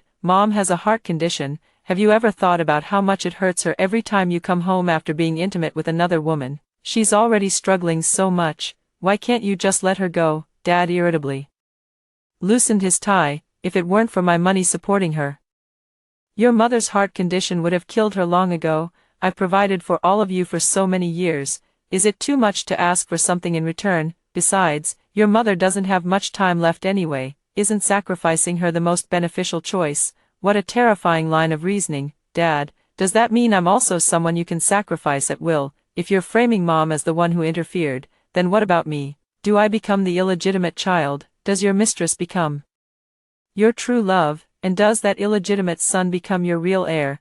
Tears streamed down my face as I saw the glistening tears tracing a path from the corner of my mother's eyes. At that moment, my mother's heart was completely broken. Before this, my mother had still tried to persuade me, saying, "After all, he is your father, you were always meant to marry out of the family, even as an illegitimate daughter. You are still the daughter of the richest man, who would dare bully you?" Thinking of my past life, I wiped away my tears. No one bullied me, only you and your illegitimate child, you hypocritical man. When I was 5, there was clearly a heart donor available for Mom, but you gave up on her heart transplant just so you could be with your mistress and your illegitimate child sooner. 11 years ago, you already bought a retirement home for you and your mistress. You don't deserve to be my father, nor do you deserve to be Mom's husband. From now on, we have nothing to do with you. After saying that, I pushed him out of the hospital room. He was still in shock that I knew about the retirement home he bought for his mistress. By the time he snapped out of it, I had already slammed the door shut. I sat on the floor, sobbing uncontrollably. Mom was also in tears, but she didn't cry. Instead, she held me gently in her arms. Outside the door, there was a constant pounding. "Chu Ling, open the door. If you remain stubborn, I'll announce to the public myself that your mother used her heart condition to threaten me into marriage, making our union invalid. Junyang and his mother are my real family, while your mother is the one who seduced me." At the same time, my phone received a notification, a Weibo statement from my father, word for word, exactly the same as in my previous life. I unfollowed him and left a comment, "Scumbag, go die. From now on, my mother and I have nothing to do with you. Don't come near us." Mom saw what was on my phone, opened the door, and with a sharp crack, slapped my father right across the face as he was shouting. The camera on my phone happened to be angled upward, capturing this exact moment. I had no idea that the live stream had already exploded into chaos. That slap was so satisfying. The billionaire's wife must have been holding back for too long. Her slaps were so smooth, 6 in a row, leaving the scumbag completely dazed. The 6 slaps didn't end there. My mom switched hands and delivered another 6 in a row. For a moment, I forgot to cry. I stood up and kicked at the person trying to grab my mom, channeling the hatred from my past life, sending him flying. "You damn scumbag," still trying to hit my mom, turning to see my mother silently crying. My desire to beat up the scumbag vanished. I took my mother and left the hospital, thanks to my live stream and the online supporters I had prepared in advance. My father's clarification this time produced the exact opposite result compared to the previous life. This time, the majority of the criticism was directed at the scumbag, the mistress, and the illegitimate child. The massive influx of bystanders joining the discussion prevented the water army hired by the Chu family from making any significant impact. Mom publicly announced that she was cutting all ties with Dad from now on. Dad was caught up in the frantic effort to save the company, to help Junyang. He had already used up all the company's liquid funds. Now, with expenses piling up everywhere and no income coming in, the massive enterprise was on the verge of collapse. The secretary told me that the mistress had advised Dad to sell the company to recoup some money, but he refused. I had guessed as much. As the wealthiest man, he had a strong sense of pride and cared deeply about his reputation. How could he possibly admit defeat and sell the company? The situation is that they can't even pay their employees' salaries anymore. Material suppliers no longer accept delivering goods first and settling payments 6 months later. Customers are pressing for deliveries every day, driving him to the brink of madness. In contrast, on my side, I publicly announced that Junyang wasn't signed by me but by my father. The remaining new representatives from Juyin and Meihua are also performing well, so the company hasn't been significantly affected. "Sweetie, lend some money to Dad." "No money, Chu Linger. All this money is mine, and I have the right to take it back. I've recorded everything. You gave it to me voluntarily. Every single cent I earned through my own abilities. You didn't give Junyang his endorsement fee. He still owes me compensation for emotional distress." I took out the contract between Junyang and me, which included a clause stating that if his reputation damaged the company's interests, he would not receive his salary. This clause was specifically tailored for him back then. Although everyone's contract had this clause, only Junyang ended up needing it. "Your star's reputation is problematic. Our company demands compensation." I pulled out a 30 billion contract and made him look closely. It clearly stated the artist was from Chu Ling Entertainment. I pointed at the circle of newcomers. "Who among you is willing to endorse this company that's about to go bankrupt? You can attach the label of the richest man on the verge of bankruptcy." and save yourself 5 years of hard work. Dad slammed the table in anger. Chu Linger, how dare you scheme against your own father? Chu Jiangwen, if you hadn't done anything wrong and had genuinely sought an endorsement, could you have been schemed against? Isn't it just that your scheme against me didn't work out, boss? I'm willing to be the spokesperson. I don't want any endorsement fee. A young girl jumped out. Black fame is still fame. Fine, anyway they're about to go bankrupt. You can endorse however you like. The contract only says, endorsement. It doesn't specify how it must be done. There's no breach of contract. Do whatever gets you famous the fastest. Chu Jiangwen kicked over my coffee table and tea set, but I wasn't angry.